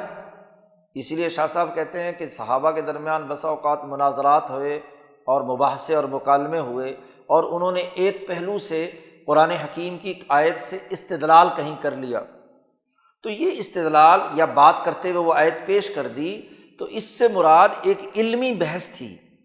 کہ علمی نقطے کو واضح کرنا تھا، ایک پہلو کو واضح کرنا تھا، یہ ان کا عقیدہ نہیں تھا۔ بعد کے متاخرین نے اس کو کہا کہ اس صحابی کا یہ قول بن گیا، اس کا یہ عقیدہ بن گیا۔ جیسے آج کل یہ ہمارے ہاں فتوے بعض مولوی کرتے ہیں کہ کوئی بات برائے بحث اور برائے مباحثہ اور مکالمہ یا مذاکرہ بیان کی جاتی ہے، تو اس کو کہتے ہیں کہ دیکھو جی یہ تو گمراہ ہو گیا، اس نے تو یہ عقیدہ جو ہے نا وہ غلط اختیار کر لیا۔ عقیدہ یا قول اختیار کرنا یہ الگ بحث ہے، اور کسی علمی مباحثے اور مکالمے میں کسی ایک پہلو کی نشاندہی کرنا یہ ایک الگ بحث ہے۔ تو شاہ صاحب نے کہا کہ اس کو بڑے غور و فکر سے دیکھنے کی ضرورت ہے کہ ہر قصہ اور واقعہ کسی نے بیان کر دیا تو ہم نے فتویٰ لگا دیا۔ مثلاً جیسے طبری جو ہیں وہ اپنی تفسیر کے اندر اس طرح کے بہت ساری چیزیں لے کر آتے ہیں، تو اب اس کو طبری کا عقیدہ بنا دینا یہ انتہائی احمقانہ بات ہے۔ طبری نے اس کو بحث برائے بحث ایک علمی مباحثے کے طور پر کہ یہ روایت بھی لوگوں کے ہاں مشہور چل رہی ہے، تو اس پہلو کو ایک جگہ جمع کر کے بیان کر دیا اپنی تفسیر میں کہ یہ بھی ایک پہلو ہے اس کا، لوگ اس پر بھی۔ تو اب یہ تو محققین کا کام ہے کہ ان تمام علمی اور ہاں جی بحثوں کو سامنے رکھ کر کسی نتیجے تک پہنچے۔ تو جب تک کوئی آدمی علمی بحث کے بعد فیصلہ کن طور پر اپنی رائے نہیں دیتا تو اس کو اس کی طرف منسوب کرنا درست نہیں۔ جب یہ اصول شاہ صاحب نے متعین کیا تو اس کی ایک مثال بھی یہاں پر بیان کی ہے۔ شاہ صاحب کہتے ہیں کہ علی ھذا المحمل یحمل العبد الضعیف قول ابن عباس رضی اللہ عنہما، حضرت ابن عباس کا قول اس آیت کے بارے میں کہ وامسحوا برؤوسکم وارجلکم الی الکعبین، جی تو یہ جو قرأت ارجلکم اور ارجلکم کی بنیاد پر فرق پڑتا ہے، تو اب وہاں ابن عباس نے ایک علمی مباحثے میں یہ بات ارشاد فرمائی کہ لا اجد فی کتاب اللہ الا المسح لکنہم ابوا الا الغسل۔ مسئلہ جھگڑا یہ ہے کہ وضو کے اندر پاؤں دھوئے جائیں گے یا پاؤں پر مسح کیا جائے گا، تو یہ بات اجماع امت سے اور قرآن حکیم کی اس آیت سے بھی ثابت ہے کہ ارجلکم من الکعبین کے پاؤں دھوئے جائیں گے۔ لیکن شیعہ حضرات جو ہیں وہ اس سے ایک غلط استدلال کرتے ہوئے وہ کہتے ہیں سر کا جیسے مسح ہے ایسے پاؤں کا بھی مسح ہوگا، اور وہ ارجلکم کے بجائے ارجلیکم پڑھتے ہیں، اور بطور دلیل کہ حضرت عبداللہ ابن عباس کا یہ قول نقل کرتے ہیں کہ بھئی قرآن حکیم تو مسح کا حکم دیتا ہے، لیکن تمام صحابہ نے اجماع کر کے کہہ دیا کہ یا حضور صلی اللہ علیہ وسلم نے فرما دیا کہ پاؤں دھوئے جائیں گے۔ حضور نے کبھی وضو بغیر پاؤں دھوئے نہیں کیا۔ اب یہ اس کو ابن عباس کا عقیدہ قرار دینا اور اس پر اپنے مسلک کی بنیاد رکھنا یہ بات غلط ہے۔ ابن عباس کا یہ عقیدہ نہیں ہے۔ ابن عباس نے یہ اس آیت کے اندر جو بحث کی ہے یہ ایک علمی مباحثہ ہو رہا تھا، بات چیت اور گفتگو ہو رہی تھی، مکالمہ ہو رہا تھا، تو ایک پوائنٹ آؤٹ کیا کہ براہ راست عبارت میں جو قریب کا عطف ہے وہ سامنے ہے، تو اس قریب کے عطف کی بنیاد پر اس کو ارجلکم اگر پڑھا جائے تو یہ مسح کے ساتھ وابستہ ہو جاتا ہے۔ تو یہ ایک علمی نقطہ تھا، ایک بحث کے اندر ایک گفتگو تھی، اس کو عقیدہ قرار دے کر اس پر اپنے مذہب کی عمارت رکھنا یہ قطعی طور پر درست نہیں ہے۔ شاہ صاحب کہتے ہیں یہی وجہ ہے کہ سلف کے جو محاورات ہیں صحابہ اور تابعین کے، اس کو نہ سمجھنے کا یہ نتیجہ ہے، ہاں جی، ان کے گفتگو کے انداز کو نہ سمجھنے کا نتیجہ ہے کہ اس کو مذہب قرار دے دیا گیا۔ اگر صحابہ کی باہمی علمی گفتگو کا جائزہ لیا جائے تو وہ مباحثے اور مکالمے کی صورت میں ہے، اس کو عقیدہ یا مذہب یا قول اختیار کرنا۔ اگر یہ عقیدہ ہوتا ابن عباس کا تو ابن عباس رضی اللہ تعالیٰ عنہما وضو کرتے وقت پاؤں پر مسح کیا کرتے، جبکہ ساری عمر عبداللہ ابن عباس نے اپنے پاؤں پر کیا ہے، پاؤں کو دھویا ہے، مسح تو کہیں نہیں کیا۔ تو جب انہوں نے عمل نہیں کیا تو ان کا قول کیسے ہو گیا؟ قول تو تب بنے گا کہ جو اس پر وہ عمل کر رہے ہیں۔ ایک پہلو تو شاہ صاحب نے یہ بات بیان کی ان قصوں کے سلسلے میں کہ یہ جو قصے یا واقعات یا جو بات چیت اور گفتگو کے جتنے بھی پہلو محدثین نے نقل کیے ہیں وہ ایک علمی گفتگو کے طور پر تھے، ان کو عقیدہ قرار دینا درست نہیں ہے۔ اب کوئی بات مولانا سندھی کے افادات و ملفوظات میں علمی نقطے کے طور پر آ گئی تو آج کے مولوی وہاں سے اٹھا کر فتویٰ لگا، دیکھو جی مولانا سندھی کا تو یہ عقیدہ ہے۔ مولانا نے نزول عیسیٰ کے ایک پہلو پر علمی گفتگو کی تو ان کا جو کہ مولانا سندھی کا یہ عقیدہ ہے۔ یہ پرانے زمانے سے ہی جو کم عقل قسم کے اہل علم ہوتے ہیں، فتوے باز لوگ ہوتے ہیں، وہ اسی طرح کی چیزیں نشانیاں لگاتے رہتے ہیں۔ تو اب یہ جو نزول عیسیٰ سے بھی ہم جو حضرت سندھی کی بحث الہام الرحمن میں ہے وہ ایک علمی پہلو اور علمی محاکمے کے طور پر ہے۔ اب دیکھو نا، یہ 1935-36 میں یہ بحث 37 میں حضرت نے الہام الرحمن لکھوائی ہے، اور یہ وہ زمانہ ہے کہ جب یہاں ہندوستان میں ہاں جی وہ ایک مقدمہ بہاولپور کا چل رہا تھا، اس میں علامہ انور شاہ کشمیری نے دلائل دیے، ہاں جی نزول اور رفع عیسیٰ سے متعلق، اور ایک کتاب بھی لکھی، تو ایک علمی بحث چل رہی تھی۔ اس علمی بحث کے زمانے میں مولانا سندھی نے ایک علمی نقطہ اٹھایا کہ قرآن حکیم کی آیات کا جو تشریح علامہ انور شاہ کشمیری کر رہے ہیں یہ ایک علمی نقطہ تو ہو سکتا ہے، لیکن اس کو عقیدہ بنا دینا یہ درست بات نہیں ہے۔ اس کا علمی ایک دوسرا پہلو یہ بھی ہے، اس پر بھی غور و فکر کر لیا جائے۔ تو اب اتنی سی بات کا بتنگڑ بنایا گیا اور پورے جناب پراپگنڈا کر دیا گیا کہ مولانا سندھی جو ہے وہ رفع عیسیٰ کے قائل نہیں ہے اور نزول عیسیٰ کے قائل نہیں ہے۔ حالانکہ واپس آ کر جو کتاب لکھ رہے ہیں حضرت شاہ ولی اللہ صاحب کے دلائل کے سلسلے میں مقام محمودیہ، تو اس میں جو شاہ صاحب کی عبارتیں نقل کرتے ہیں وہاں نزول عیسیٰ کا واضح طور پر تذکرہ موجود ہے۔ تو ایک ہے عقیدہ ہونا اور ایک ہے مباحثے اور مکالمے میں کسی گفتگو کو پیش کرنا کہ اس کے مختلف علمی پہلوؤں پر گفتگو کی جائے۔ جیسے اب آپ اپنی شورا میں، اپنی میٹنگز میں ہاں جی مختلف پہلوؤں کا پوائنٹ آؤٹ کرنے والے لوگ ہوتے ہیں، وہ یہ بھی پہلو ہے، یہ بھی پہلو ہے۔ اب اگر وہاں سے کوئی شریک آدمی جو ہے کسی پہلو کی نشاندہی کرے تو آپ کہیں گے اچھا یہ تو تنظیم کے فلاں فیصلے کے خلاف بات کر رہا ہے جی، تو اس کو دوسرا معنی پیدا دیا جائے۔ بھائی وہ ایک مختلف کام کرنے کے جو مختلف انداز اور اسلوب ہیں ان کا ایک پہلو پوائنٹ آؤٹ کر رہا ہے، اس کو مخالفت پر فتوی بازی لگا دینا کہ جی یہ جو ہے نا یہ تو تنظیمی ڈسپلن کو نہیں مانتا، اس نے ہماری رائے کے خلاف رائے کیوں دی ہے، تو یہ بات جو طریقہ کار ہے غلط ہے۔ جب ڈیبیٹ ہو رہی ہے، مشاورت ہو رہی ہے، وہاں آپ مختلف پہلو پوائنٹ آؤٹ کرنا یہی برین سٹارمنگ کا ذریعہ بنتی ہے، اور اگر یہ نہیں ہوگی تو پھر سارے گھوڑے گدھے برابر ہیں، کوئی بحث ہی نہ کرے، بس آرڈر ایک آبریت کے طور پر مسلط کر دیا جائے، تو ایسا تو نہیں ہوا کرتا دنیا میں۔ تو بات یہ ہے کہ یہ شاہ صاحب نے بڑا اہم نکتہ جو ہے نا وہ واضح طور پر کیا ہے کہ بہت ساری چیزیں محض علمی مباحثے اور مکالمے کے طور پر ہوتی ہیں، ان کو بقور عقیدہ بنا لینا یہ درست بات نہیں ہے۔ اور یاد رکھو، ہم یہ جو مختلف نکات پر بحث کرتے ہیں، اس میں بھی ہمارا انداز یہی ہونا چاہیے علمی مباحثے اور مکالمے کا۔ دیکھو، ایک مدعو خود جب تک اس کو تسلیم نہ کرے اپنے دل سے اور اپنی رضامندی سے، اس وقت تک وہ اس کو اون نہیں کرے گا، اس کو اپنی پراپرٹی نہیں بنائے گا۔ اور اگر آپ بیٹھتے ہی وہاں پر سب سے پہلے جو ہے محاضر صاحب کہیں کہ جی بس یہ نظریہ ہے، یہ نقطہ ہے، ساروں کو ماننا ہے، تو پھر تو ایک حکم اور آرڈر پاس کرنے کی ضرورت ہے۔ یہ 4 گھنٹے کی مجلس کرنے کی کیا ضرورت ہے؟ ہمیں آغاز ہی دوستوں کے مکالمے اور مباحثے سے کرتے ہیں کہ لوگ اپنا اظہار خیال کریں، گفتگو کریں، ان کا پوائنٹ آف ویو کیا ہے۔ اگر انہوں نے جو لفظی عبارت کتاب میں موجود ہے وہی پڑھ کر سنانی ہے اور وہی ساری گفتگو رٹی رٹائی بیان کرنی ہے، تو ان کے ذہن میں وسعت کہاں سے پیدا ہوگی؟ ان کو تو آپ کھل کر اپنا پوائنٹ آف ویو بیان کرنے دیں، اور اس پر پھر مکالمہ اور مباحثہ محاضر کا کام ہے کہ اس پر بحث اور گفتگو کر کے ان کے جو شکوک و شبہات موجود ہیں یا پہلو کسی نے واضح کیے ہیں، اس کی روشنی میں اس کو سم اپ کر کے اس کو بتدریج اس پہلو تک لایا جائے جو واقعتاً غور و فکر کا صحیح راستہ ہمارے سامنے آتا ہے۔ ورنہ تو آخری حکم جاری کر دو، تو احکامات جاری کرنے سے تو خود بخود کیا ہے، لوگ ڈسپلن کے نام پر اسے قبول کر لیں گے، تو ان میں اپنی صلاحیت، تخلیقی صلاحیت تو پیدا نہیں ہوگی۔ تو ہمارا یہ جو انداز اور اسلوب ہے، تو یہ بھی اسی مباحثے اور مکالمے کے تناظر میں ایک مدعو کو خود براہ راست سوچنے سمجھنے کی دعوت دے کر عقل و شعور کی بنیاد پر آگے لانا ہے۔ تو ہم اگر اس طریقے سے اس پر غور و فکر کریں گے تو باتیں سمجھ میں آئیں گی۔ غور و فکر کی دعوت کی بنیاد ہے تاکہ وہ اپنی آزاد رائے سے ایک جگہ تک پہنچے۔ یہ صحابہ کا طریقہ کار دعوت کا رہا ہے، بات چیت اور گفتگو کا رہا ہے۔ اس کو عقیدے کی بحثوں میں الجھا دینا یہ درست بات نہیں۔ یہ بڑا اہم نقطہ شاہ صاحب نے یہاں واضح کیا ہے۔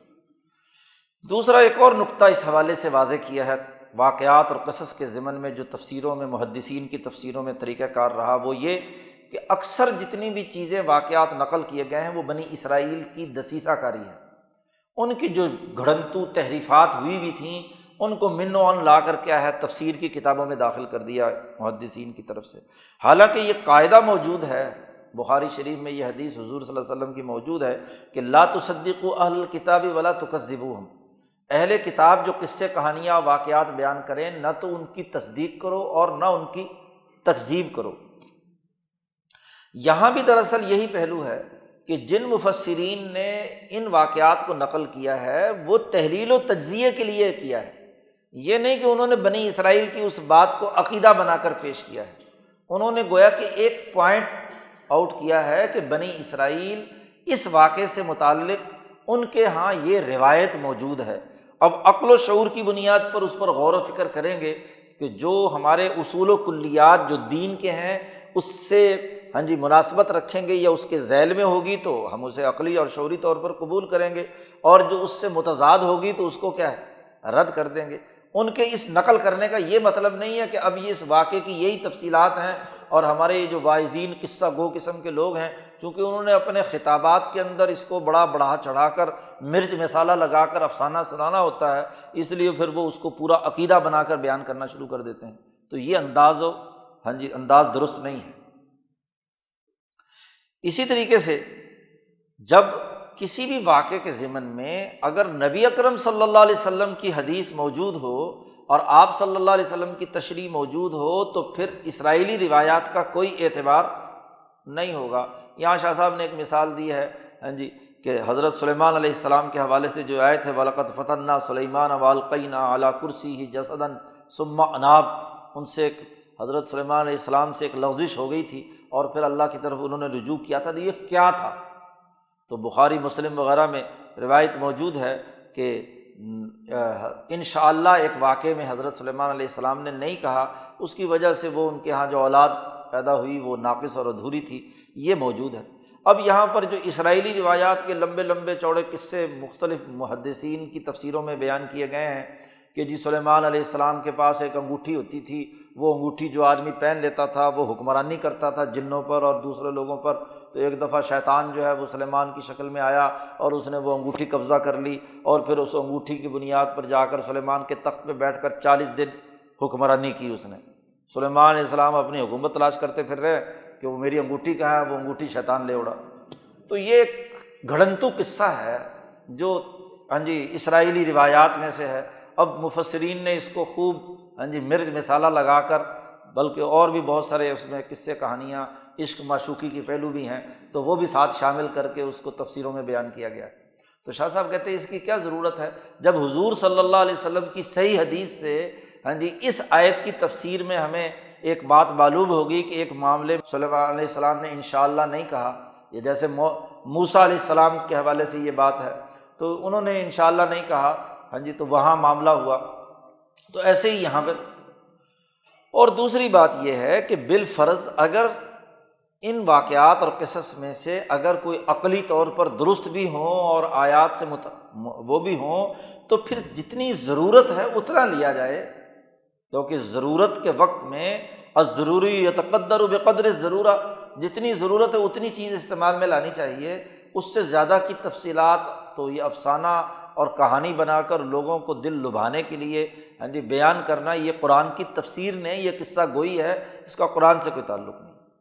تو شاہ صاحب نے ایک تو یہ تحلیل و تجزیہ کیا، دوسرا شاہ صاحب نے ان محدثین کی تفسیر پر ایک اور نظر ڈال کر یہ بات بھی بیان کی ہے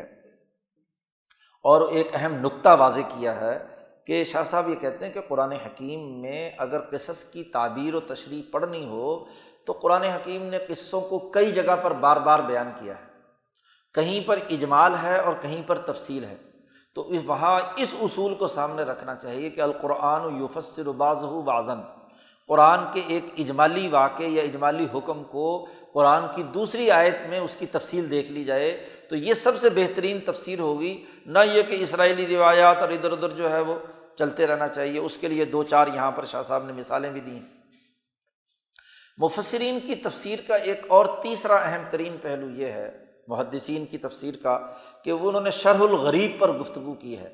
کہ جو اجنبی الفاظ قرآن حکیم میں آ گئے ہیں اس پر بھی تفصیلی گفتگو پیچھے شاہ صاحب کر چکے ہیں، یہاں شاہ صاحب نے اس کو محدثین کی تفسیر کے تحلیل و تجزیے میں لے کر آئے ہیں۔ تو شاہ صاحب نے کہا ہے کہ یہ جو شرح الغریب کے سلسلے میں لغت عرب کا صرف مطالعہ کر لینا کافی نہیں ہے، بعض مفسرین نے یہ کام کیا ہے کہ کسی لفظ کی جو لغوی معنی اور مفاہیم ہیں ان کو پیش نظر رکھ کر لفظ کی تشریح کی ہے۔ شاہ صاحب کہتے ہیں یہی کافی نہیں ہے، ایک دفعہ تو لفظ کو دیکھا جائے اس پہلو سے کہ یہ لغوی طور پر کیا معنی رکھتا ہے اور عربوں میں اس لفظ کا کیا استعمال قصائد، خطبوں اور محاورات میں کیا کیا گیا ہے۔ ایک تو اس پہلو سے قرآن میں آنے والے غریب لفظ کا جائزہ لیا جائے، اور اس کے بعد دوسرا اس پہلو سے بھی جائزہ لیا جائے کہ یہاں جو قرآن حکیم کا سیاق و سباق چل رہا ہے، یہ جو حکم میں بیان کیا جا رہا ہے یا کوئی قصہ یا واقعہ بیان کیا جا رہا ہے اور اس میں یہ لفظ آیا ہے، تو اس کا سیاق و سباق کیا ہے۔ دونوں چیزوں کو پیش نظر رکھیں گے تو پھر تو صحیح تعبیر و تشریح کی جا سکتی ہے، لیکن محض لغت کو یا عربوں کے استعمال کو سامنے رکھ کر بات کرنا شروع کریں گے غریب کسی لفظ کی یا اجنبی لفظ کی جو پہلے استعمال نہیں ہوتا، تو یہ بات درست نہیں ہوگی، اس سے بہت سارے مغالطے اور بہت ساری خرابیاں پیدا ہوتی ہیں۔ جیسا کہ آج کل کے بعض نام نہاد محققین یہ کیا کہتے ہیں، دیجیے قرآن عربی میں نازل ہوا ہے اور عربی بھی بڑی فصیح عربی تھی تو ساری لغتیں تلاش کرو پچھلی، تو لغویوں نے کیا کہا اس پر اور اس کے جناب لغت میں کیا معنی رہے ہیں، تو ان معنوں کے مطابق قرآن کی تفسیر بیان کرو۔ وہ پرویز تو ان سب سے آگے بڑھ گیا کہ قرآن نے ایک لفظ غریب استعمال کیا ہے، الصلاۃ، اقیم الصلاۃ، نماز قائم کرو۔ صلاۃ کا تو لغت میں اور معنی تھا، تو وہاں اس نے وہ صلاۃ کا وہ جو فضول سا معنی ہے وہ اس نے بیان کیا، لغت میں یہ آ رہا ہے، یہ نماز نموز کچھ نہیں ہے، یہ جو پڑھتے ہیں یہ تو حدیث کا معاملہ ہے اور حدیث قرآن سے ماورا ہے، حدیث کا انکار کر دیا، خالی قرآن کو لے کے بیٹھ گئے اور الصلاۃ کے لیے لفظ لغت میں سے تلاش کیا، اور وہاں اگر کوئی چوتر ووتر ہلانے کا کوئی ترجمہ آتا تھا تو اس کو انہوں نے کہا کہ یہ نماز ہے، کہ صرف لغت کی بنیاد پر قرآن سمجھنا چاہتے ہیں۔ تو بہرحال یہ ہے کہ یہ شاہ صاحب کہتے ہیں کہ یہ جو محض لغت کی بنیاد پر کسی لفظ کا مفہوم اور معنی متعین کرنا یہ درست نہیں ہے۔ عربوں میں اس لفظ کے استعمالات، پھر شاہ صاحب نے ایک اور پہلو کی طرف بھی نشاندہی کی ہے کہ یہ لغت کے جو معنی اور مفاہیم یا استعمالات ہیں یہ بھی تو خود اجتہادی ہیں، اس کو لازمی اور ضروری قرار دے کر اس کا وہ مطلب متعین کرنا یہ درست نہیں ہے۔ اگر یہ اجتہادی ہیں تو جو اجتہاد نبی نے کیا ہے، جو اجتہاد صحابہ نے کیا ہے، جو اجتہاد محققین فقہا نے کیا ہے وہ زیادہ معتبر ہوگا یا لغویین کا اجتہاد معتبر ہوگا؟ تو یہ ایک بڑا غلط پہلو جو ہے منہج تفسیر کے حوالے سے جو لوگوں نے، سر سید سے یہ بیماری شروع ہوئی ہے اور آج غامدی تک، یہ جو اس نسل کے جتنے بھی لوگ ہیں، خواہ وہ مودودی ہو، غامدی ہو اور قادیانی ہو، ان تمام کا یہی طریقہ کار ہے کہ وہ اس طرح کی تحریفات کر کے قرآن حکیم کے غلط خلط مطلب بیان کرتے رہتے ہیں۔ شاہ صاحب نے اس پر بڑی کڑی تنقید کی ہے۔ شاہ صاحب کہتے ہیں کہ شرح الغریب میں اس فقیر نے بھی کچھ نئی چیزوں کا اضافہ کیا ہے۔ 2-4 مثالیں یہاں شاہ صاحب نے بیان کی ہیں۔ تفصیلات تو پھر شاہ صاحب نے اپنا جو آگے رسالہ شرح الغریب لکھا ہے اس میں بھی ہیں، حجت اللہ میں بھی ہیں، المصوّع میں بھی ہیں۔ اس کی ایک مثال ہے کتب علیکم القصاص فی القتلی۔ تو قصاص لفظ آیا تھا عربی زبان میں، ایک اجنبی لفظ، تو اس کا مطلب باقی مفسرین تو اس سے قتل لیتے ہیں کہ مقتولین کے سلسلے میں تم پر قصاص ہے، یعنی تمہیں قتل کیا جائے گا۔ لیکن شاہ صاحب نے اس کی ایک نئی تشریح کی ہے، لغوی معنی کے ساتھ ساتھ کلام کا جو سیاق و سباق ہے اس کو سامنے رکھ کر شاہ صاحب نے قصاص کا معنی کیا ہے مساوات، المماثلہ یا المساوات یا تکافؤ القتلہ، کہ جو مقتولین ہیں ان کے درمیان مساوات، کہ آپ نے ایک مقتول کو قتل کیا ہے تو قاتل کو مساوات ہونے کی وجہ سے اس کے بدلے میں کیا ہے، قتل کیا جائے، کیونکہ انسانی نقطۂ نظر سے وہ دونوں مماثلت اور مساوات رکھتے ہیں۔ تو پھر ایک انسان مقتول ہوا ہے تو اس کے بدلے میں دوسرے انسان کو کیا ہے، قتل کیا جائے گا۔ تو اللفظ قصاص کی یہ غریب لفظ ہے، اس کی ایک تشریح شاہ صاحب نے یہ مساوات سے کی ہے۔ 2 مثالیں اور بھی دیں آگے۔ چوتھا مسئلہ جو مفسرین کی تفسیروں میں رہا ہے وہ نسخ کا رہا ہے، اور اس نسخ پر بھی پیچھے شاہ صاحب نے تفصیلی گفتگو کی ہے کہ نسخ کے بھی متقدمین کا اور تعریف تھی، متاخرین کی اور تعریف ہے۔ متقدمین کے نقطۂ نظر سے تو لفظی اور لغوی معنی نسخ کا مراد تھا، اور اس کی بنیاد پر انہوں نے کوئی 500 کے قریب آیات جو ہے منسوخ مانی ہیں، کہ معمولی سے تغیر و تبدل کو بھی انہوں نے نسخ کے دائرے میں شامل کر دیا۔ تفصیلی گفتگو ہم پچھلے باب میں کر چکے ہیں۔ اور دوسرا جو ہے دائرہ متاخرین نے تعریف کی ہے کہ ایک آیت جو ہے من کل الوجوہ، اس کے کسی بھی حکم پر عمل کرنا ممکن نہ ہو، تو یہ ایک دوسری تعریف ہے۔ اس تعریف کے تناظر میں شاہ صاحب نے کہا ہے کہ علامہ سیوطی نے کوئی 20-21 آیات جو ہے منسوخ مانی تھی، شاہ صاحب نے کوئی 5 کے قریب منسوخ مانی، حضرت شیخ الہند، حضرت کشمیری، علامہ کشمیری اور حضرت سندھی، جس کی تفصیلات پیچھے پرسوں چوتھے بیان کی گئی تھیں، کہ انہوں نے کہا ہے کہ قرآن حکیم، اس موجودہ قرآن حکیم میں اس حوالے سے کوئی آیت منسوخ نہیں ہے۔ تو شاہ صاحب نے کہا نسخ کا معاملہ بھی اجتہادی ہے۔ جب اس کے اندر اجتہاد کا عمل دخل ہے تو اجتہادی نقطۂ نظر سے آیات کا جائزہ لیا جا سکتا ہے۔ یہ بھی کوئی قطعی نہیں ہے کہ جس کو کسی نے نہ منسوخ کہہ دیا وہ اب ہمیشہ کے لیے کیا ہے، منسوخ قرار پائے گی۔ یہ طریقہ کار رویہ درست نہیں ہے۔ تو محدثین کی تفسیر کے 4 پہلوؤں کا شاہ صاحب نے جائزہ لے کر ان کی تحلیل کی ہے کہ یہ 4 بنیادی پہلو مفسرین کی تفسیروں میں رہے ہیں، اور ان کی قرار واقعی حیثیت کیا ہے، تحلیل و تجزیہ کر کے جو درست بات تھی اس کو برقرار رکھا ہے، اور جو فضول اور لغو قصہ گوئی تھی اس کو شاہ صاحب نے کیا ہے، رد کر دیا۔ اسباب نزول، شرح الغریب، نسخ اور قرآن کی جو تفصیل کا قصہ وغیرہ ہے اس کی تفصیل، تو یہ 4 چیزیں جو ہیں مفسرین کی تفسیروں کے پہلو ہیں۔ اس کا تحلیل و تجزیہ کر کے پوسٹ مارٹم شاہ صاحب نے کر دیا کہ یہ اجتہادی مسائل ہیں، ان اجتہادی مسائل کی اساس پر اس کو سمجھنا چاہیے۔ ہر من و ان رطب و یابس جو ان محدثین کی تفسیروں میں ہے اسے قبول کر لینا مناسب نہیں ہے۔ تو ایک فصل میں محدثین کی تفسیر کا چونکہ زیادہ تفصیلی جائزہ ہے وہ شاہ صاحب نے کیا ہے، اور اگلی فصل میں باقی جتنی بھی تفسیریں ہیں، فقہی ہے، کلامی ہے، ادبی ہے، لغوی ہے، ان کا بھی تحلیل و تجزیہ، ان کا پوسٹ مارٹم کیا ہے، وہ انشاءاللہ کل کریں گے۔ اللہم صلی۔